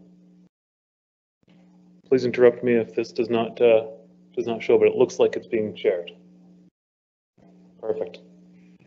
Excellent. Well, thank you so much, Your Worship. Happy September. Yeah, I'm still getting caught up to March, like I said. Your Worship, this evening, the first file that I'll be presenting is on behalf of one of our planners, Blessy Zachariah, who could not be here this evening. The file is ALR 2020-004, located along Oyama Road. This is a non-adhering residential use application, so council will be considering this, and whatever council considers, should council choose to move this file forward, it would be actually the approval of it will be issued by the Agricultural Land Commission. And the application specifically is for a principal residence that is more than 500 meters squared. So the Agricultural Land Commission has a requirement that no principal residence should have a total floor area of greater than 500 meters squared, and that's what this application is dealing with. Again, the property is agricultural in both the OCP and in zoning and within the ALR. So the site property, you can see it highlighted here on the aerial map. Maybe a little bit better is the satellite imagery showing it within the shaded green area, which is the Agricultural Land Reserve boundary, located in Oyama. So the proposal is for the extension of a single-family dwelling on the property to allow for the construction of an additional 2 bays to the garage. The applicant has stated that it will be used to park vehicles as well as the storage of farm equipment for the property, which is an active farm. Except for a small shed, at present there are no other accessory buildings that can be used for storage.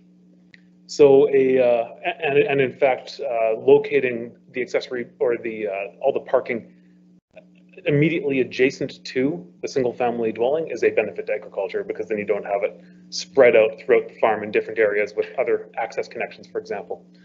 A building permit for this extension was applied for at the end of last year and then was in fact issued. However, through the process, we've noted that obviously we do need to get Agricultural Land Commission approvals at the end of the day, and but prior to that, council's endorsement or at least consideration of the file. So this is where we're at today. The ALC requires the non-adhering residential use application be submitted for all principal residences over that 500 meters squared in footprint. The total footprint of the house and the attached garage, as proposed, is 551.8 square meters. Now, that being said, we've spoken with the ALC, and because of a number of reasons, 42 square meters of that total area of the attached garage may be deducted from the calculation of the total footprint. And that means that the principal residence is actually 9.8 square meters too big for the ALC. So if it wasn't that 9.8 square meters too big, council wouldn't be considering it. It would be a building permit matter and would be issued technically. However, due to that overage, we're here this evening seeking council's feedback. So the extension of the residence and the parking and storage areas will not impact the existing orchard and trees, for example.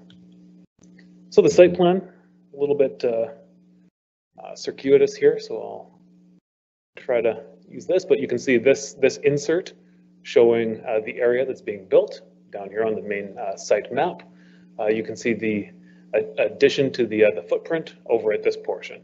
And these hatched areas to the north and the south of the access from Oyama Road are the existing orchard, which is currently in full operation.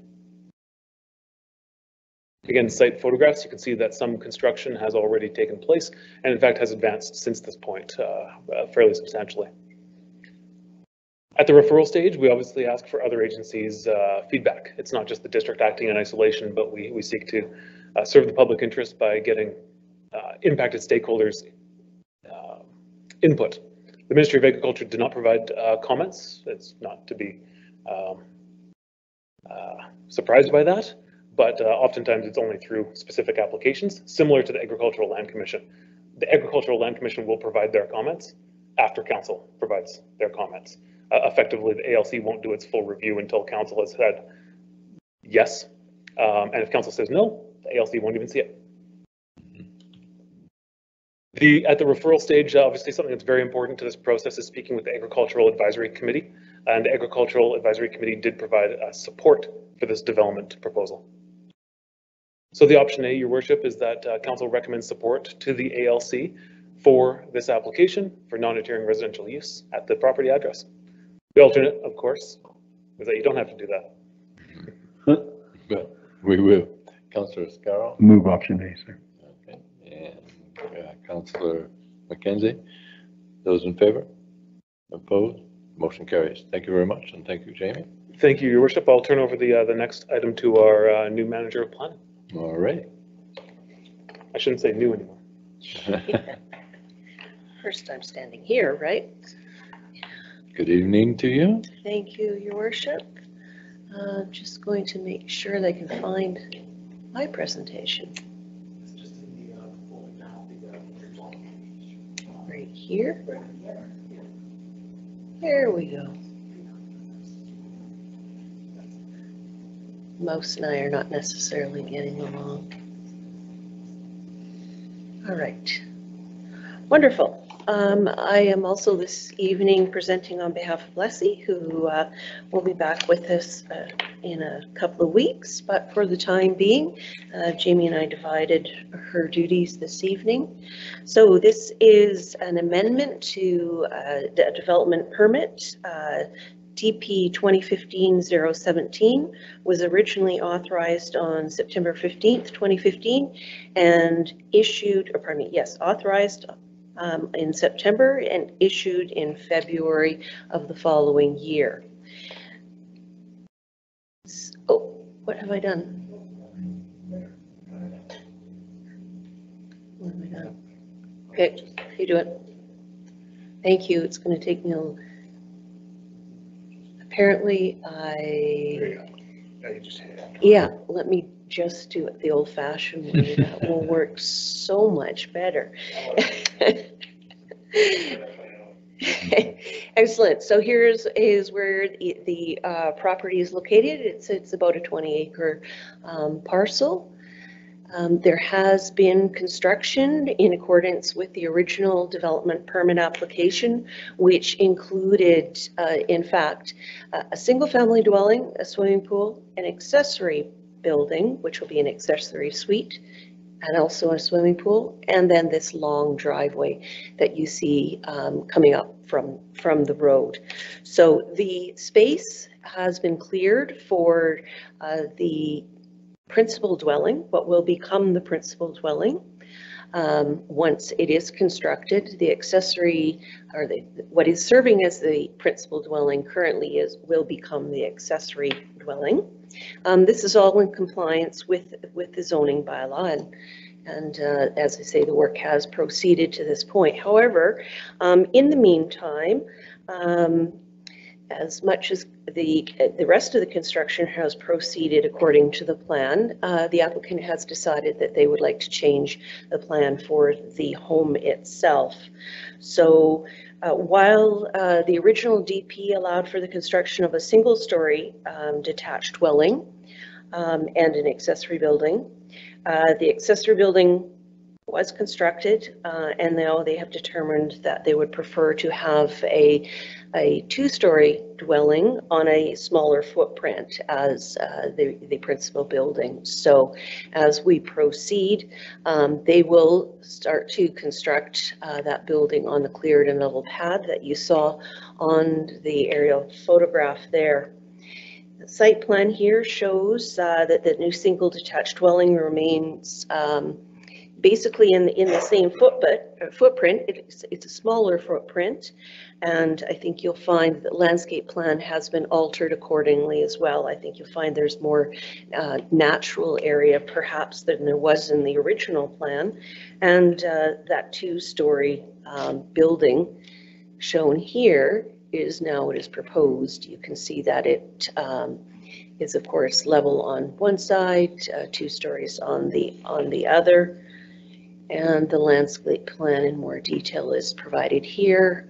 Driveway coming in at the same location as it was previous, but the landscaped area has been somewhat rearranged, so it's more rectangular in shape. There was a large lawn area previously that we don't see there anymore. So this is what it currently looks like on site. Leslie was able to take these pictures before she went away for a while from us. So she provided these. So you can see the construction that has occurred and the level pad where the proposed dwelling is proposed. So the topography and the site characteristics, given that this is at the top of that driveway, mean that there'll be somewhat minimal impact on surrounding properties.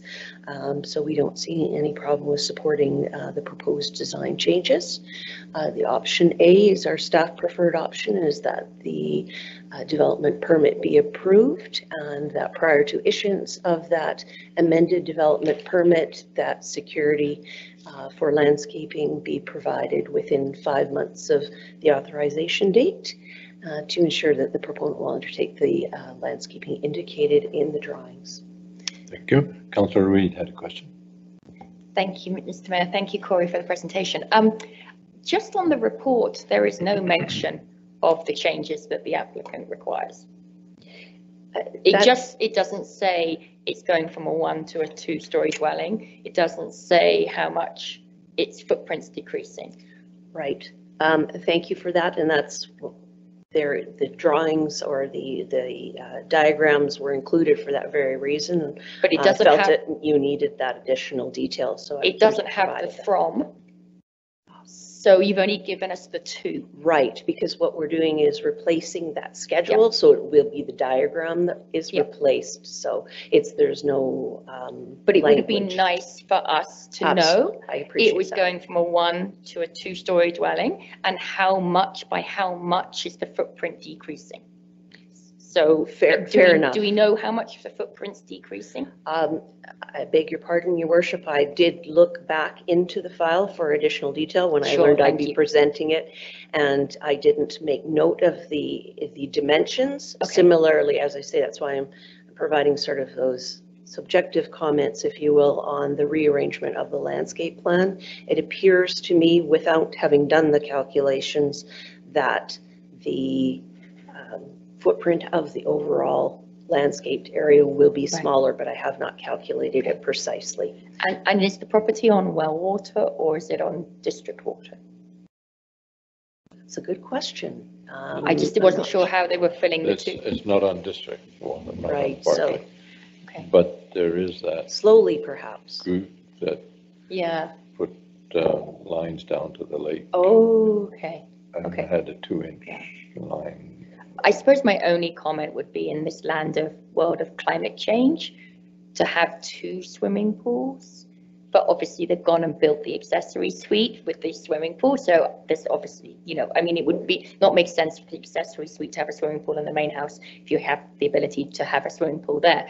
So that would be my only comment, but otherwise I have no issue with the proposal. But thank you for the clarification. I appreciate that. Yeah, you're welcome. Councillor Scarrow had a question. I appreciate what Councillor Reid has just said, but I would like to teach her a lesson that I was taught by our illicit Mayor Baker years and years ago. He told me, and rightfully so, that a swimming pool, the area covered by a swimming pool will use less water than if you cover that same area with lawn. So, believe it or not, that's what the man said to me. Anyway, in light of that, I think that the changes here, although some details were missing, I think there's enough here for us to go forward with option A. I'd move that. I'll second it.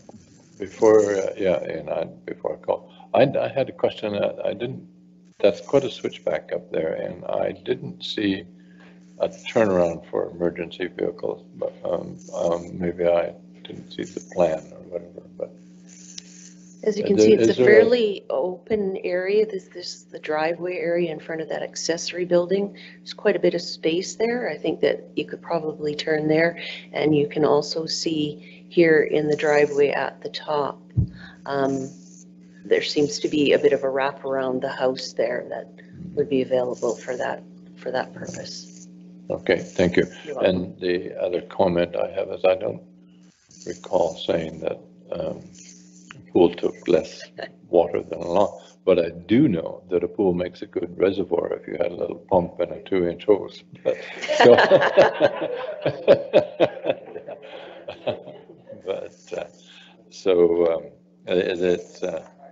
You can save a house with a swimming pool. All right, you heard the motion. Those in favor? Opposed? Aye. All right, thank you very much. Presentation.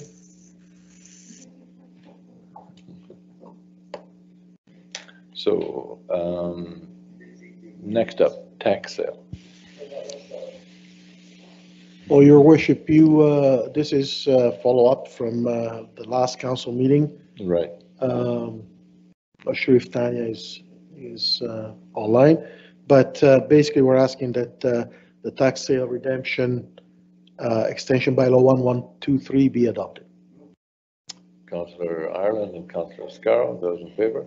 Opposed? Motion carries. No discussion. And PHBACS request to delay step code. You're doing that? Absolutely, Your Worship, and thanks for your patience with the long acronym. So, Your Worship, I don't have a presentation for this item, but I do have a lot of passion about it. The item before you this evening is back in 2017, the province set out a path towards establishing a energy step code province-wide, where we would have substantial movements towards net neutral construction within the province by 2032. Municipalities could then set out their own path as to how they wished to ratchet up these steps, and the district did so in 2018 with its building regulation bylaw, setting out a path for the schedule of the implementation of that. Since then, we have been obviously implementing some of the initial steps.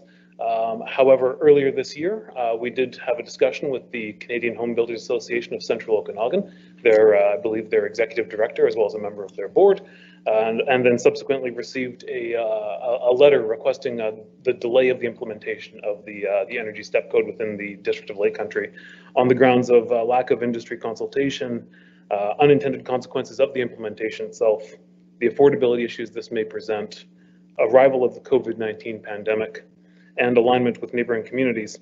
Now, we don't take this lightly, certainly.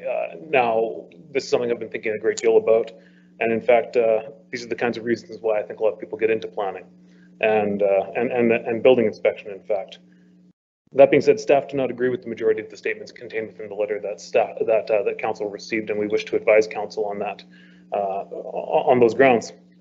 With respect to the lack of industry consultation, in fact, there was substantial industry consultation leading up to the provincial move to change both the Building Act and the Building Code and implement the Energy Step Code as a result, as well as substantial consultation regionally with, in fact, alongside a regional team that included the Urban Development Institute and the Canadian Home Builders Association local chapter.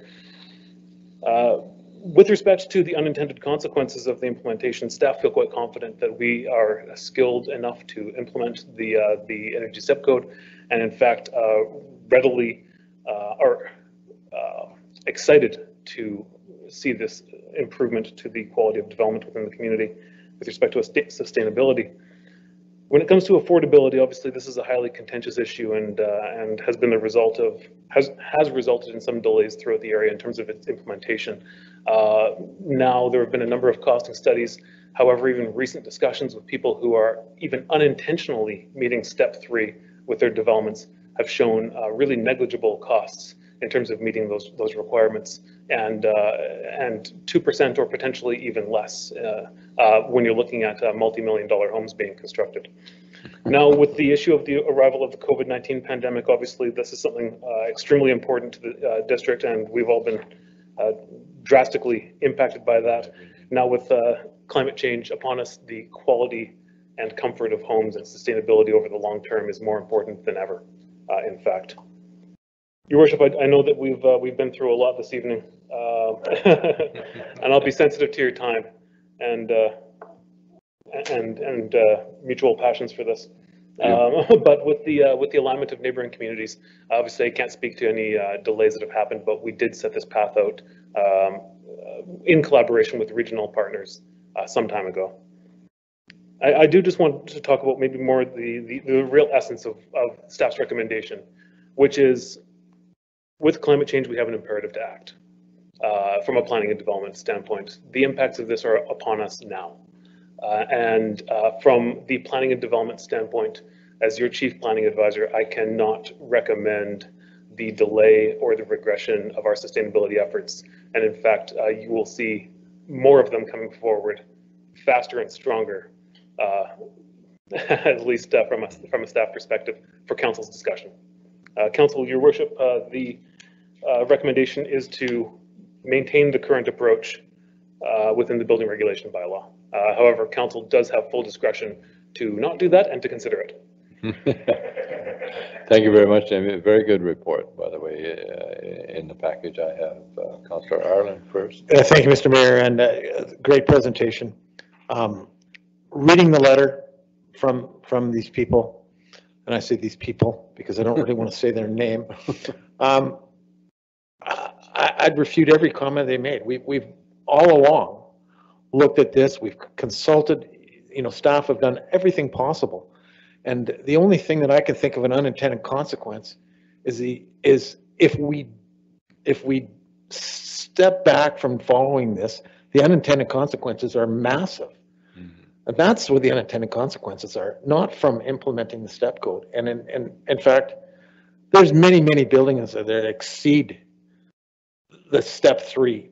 And if there was a way to implement it faster, I'm sure that that we would do it. And we really appreciate the fact. You know, in terms of improving cost, well, you know, you spoke to that, and that's what you're reading. That's what you're reading in the savings and that for energy efficiency. So, you know, and then I would hazard to say that the majority of homes being built in this community, cost really isn't a major factor right now. I mean, we would like to see some of those houses being built in this community where cost was a factor, but you know, in all honesty, let's face facts. The fact is that most of the homes that are being built in this community are not scrimping and saving. So I wholeheartedly move the staff recommendation and compliment the staff for continuing going in this direction. Okay. We got Councillor Scarrow, second, Councillor Reid speaking for or against. No, I gotcha. You mess up my list when you guys jump all over me. Thank you for the presentation, and yeah, I kind of got me. I just went and Googled a few things when I saw some of the statements in the letters, and I did notice that there has been a web page up on the district's website specifically about the Energy Steps Code since the summer of 2018. An email address to contact if there's any concerns. The City of Richmond introduced the Energy Step Code in June 2017, so it's not been a secret. And I'm sure the DLC capacity, if you tell us we've got capacity, I trust you on that one. And I struggle to see what the 6 months difference in implementation between October and March would make in terms of achieving this.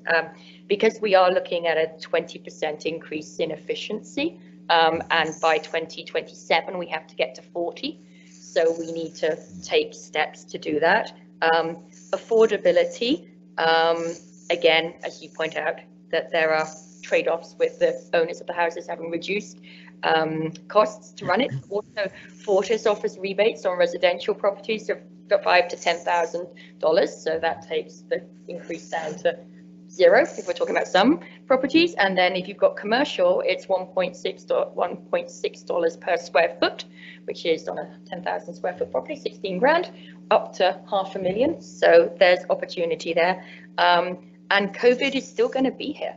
I can't see this going away. So the thought of delaying it another 6 months isn't going to change it. We're going to be dealing with this situation till 2022, at which point we have to get to step 3. So I fully support the recommendation from staff, recognizing that we don't need to leap to step 3 for accessory suites. I think that has a slightly longer time frame to January 2021.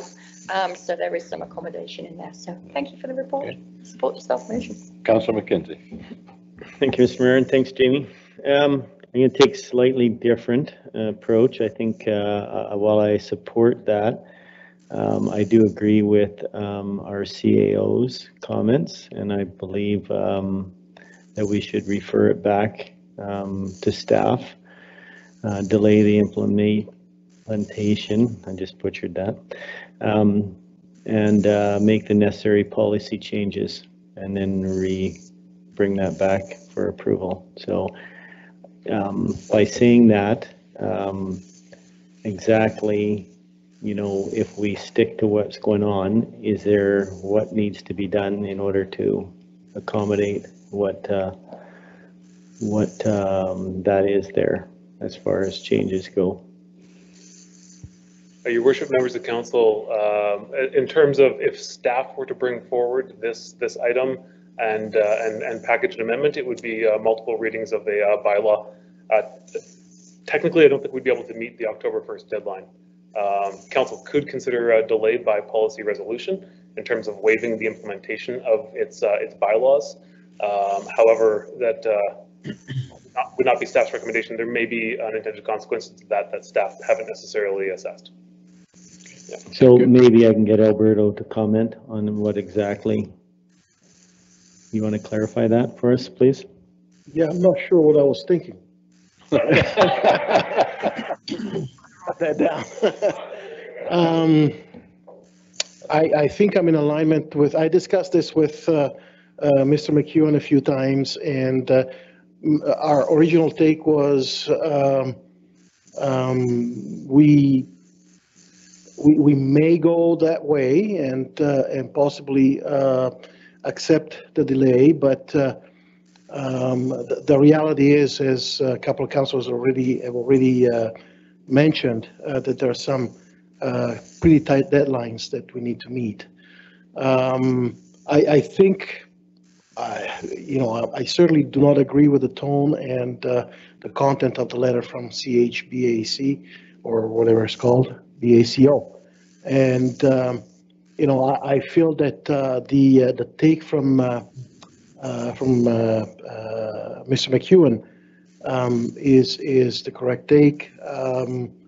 I would say probably the only thing that I can say is that council has the option to do certain things. Obviously, if in this case they wish to delay the application of the bylaw, it will take a little bit of time to go through. So if I don't recall saying all that stuff, but to be honest with you, yeah. So, but yeah, maybe I'm losing it. But in any case, I think I think it would be safe to say that from my perspective, probably stay the course would be the best option at this time. Thank you. Hold on a sec. So, yeah, I sort of understood that as it was a time frame issue, and that we were going to have struggles with that. So as long as you're good with that, yeah, I'm good with this whole process. I just want to make sure that we weren't trying to, put something through faster than what we needed to. So I just want to make sure staff is good with that. Then. We've talked, we have our chief building inspector here in the audience too, and again, she was the one that basically took the project to define all the changes in the bylaw to the point of where it is right now. We discussed with her, and it's pretty evident at this point it would be very difficult to go back in time, so to speak, because we really don't have the ability to bring back any changes to the bylaw to allow for the delay to be implemented by the time they're asking for the implementation. So I would say probably the safest way to go on this is actually to go with staff recommendation on this one. Okay, thanks. Thank you. Yeah, got it. Councillor Scarrow. Real quickly, I'd like to thank very much Jamie for, number one, his passion, and number two, the report. It was very well done, very clear. And I support completely and 100% Mr. Ireland's motion. And if the negative that we may get out of this is slower development, oh gee, I'm okay with that. Councillor Reid. Thank you, Mr. Mayor. Jamie, can I just ask one clarification? The date of the 1st of October, does that apply to building starts or building completions? So if you started a building now, would you have to meet the code because it's going to finish after October the 1st? Or is it only if you start the building after October the 1st? That's a very good question, Your Worship. I think I could hazard a guess, but our chief building inspector has been here all night. She's waited so long. Zara, would you like to clarify? Thank you. Thank you, Zara. Good evening. You have to state your name at the microphone. I am Zara Rockwell, the chief building inspector. The implementation is based on the application date, so anything applied for after October 1st will have to meet the step 3. Okay. Anything that's applied for before that will be step 1 stuff. So technically, building may not actually start during the winter, so exactly, it's up to the builder to say, yeah, maybe I need my extra 6 months, so I apply 6 months later to give myself the time. And when we did step 1, we had a whole flurry of applications come in at the end of March. Right. Because it was April 1st for step 1. So then we had probably like 6 weeks before we saw a house permit application after that. Gotcha, gotcha. Okay, so there is time then, there is some time built into that process. They don't have to they put their application in now, they meet step 1 and we're fine. If they put it in after the first, then step 3 of us. Okay, okay. Thank you. Thank you. I have Councillor Ireland, mover of the motion to wrap. Yeah, I'm just going to wrap it up here, but let's hope they don't put their applications in. Yeah. Because we want things to be done properly, and it's sad to see that they rush their applications in for phase, you know. But I just wanted to clarify, because I just reread our CAO's comments, and I just wanted to clarify what he said for the record, because he does say he strongly supports staff option A, but that council has, in the interest of fairness, you're presenting this, even though you recommend against it, and that council does have the ability to change your recommendation. And that if we did change the recommendation, then we'd have to put in some new policies. Okay, well, I was sober then. Yes, so, yes, but you do stay, and I quote, I strongly support the preferred staff option A. All right. So. Very good. All those in favor? Aye. Motion carried. Thank you. Hearing none opposed. None opposed. All right. We're to councillor items. Councillor Reid, you're starting. Yeah, I don't have anything. Penny's the Nothing. furthest one to the left. Oh. Just, no, that's it. Done it? Oh, Penny. Well, I'm over here. Yeah, councillor item. No, you're on that side. Oh, okay. Well, anyways, thanks for a great meeting. I have nothing special tonight. Yep, thank you. Councillor McKenzie. Thank you, Mr. Mayor. Tell a fish story or two. So, Don't show your pictures, okay? I've been getting a number of people in the Oyama community are interested in another town hall after we have this latest intake of information for the Isthmus. So I would like to, I already have let the community hall know, we talked about it and they're good with hosting something. Now the only issue is obviously under the COVID rules, we would have to figure that one out. But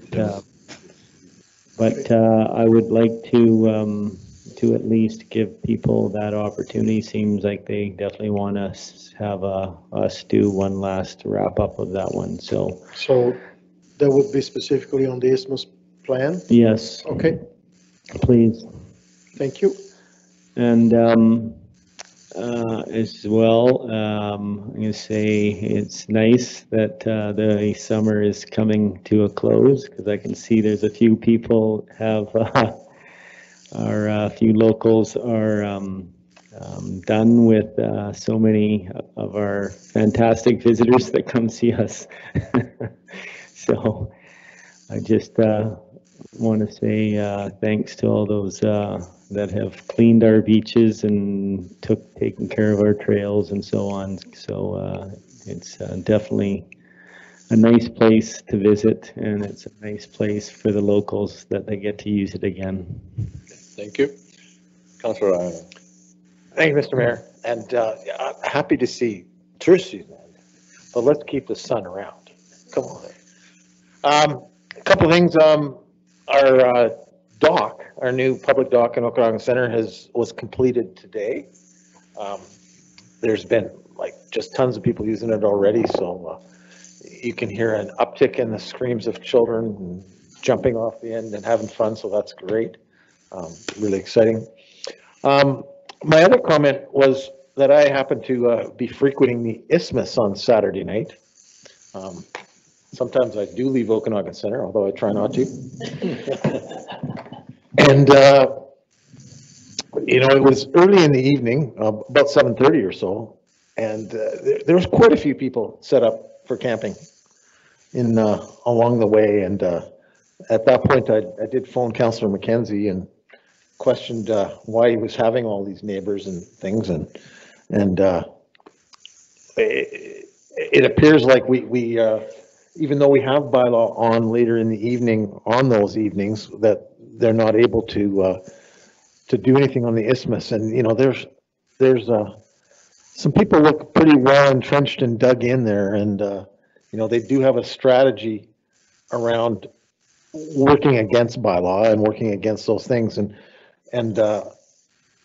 if there's an opportunity to at least trying to make a sweepable OEM, the isthmus before, you know, before they end their shift or before the bylaw closes for the evening.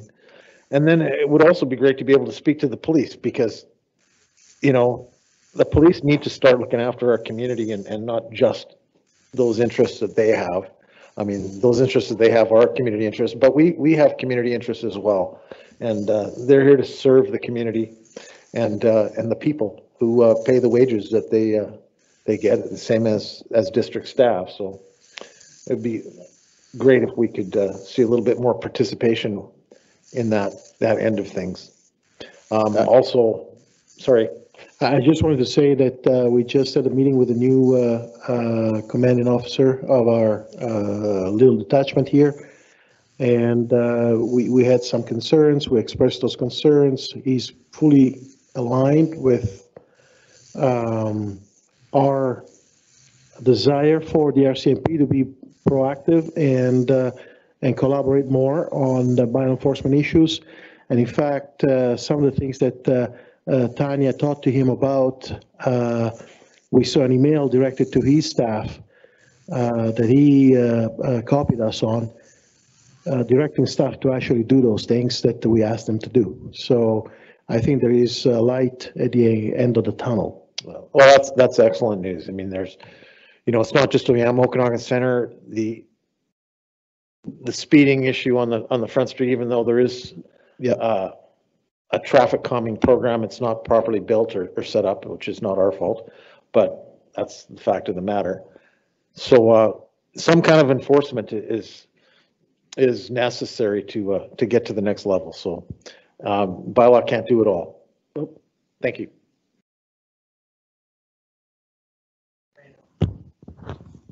Please go ahead, Rena. Thank you, Your Worship.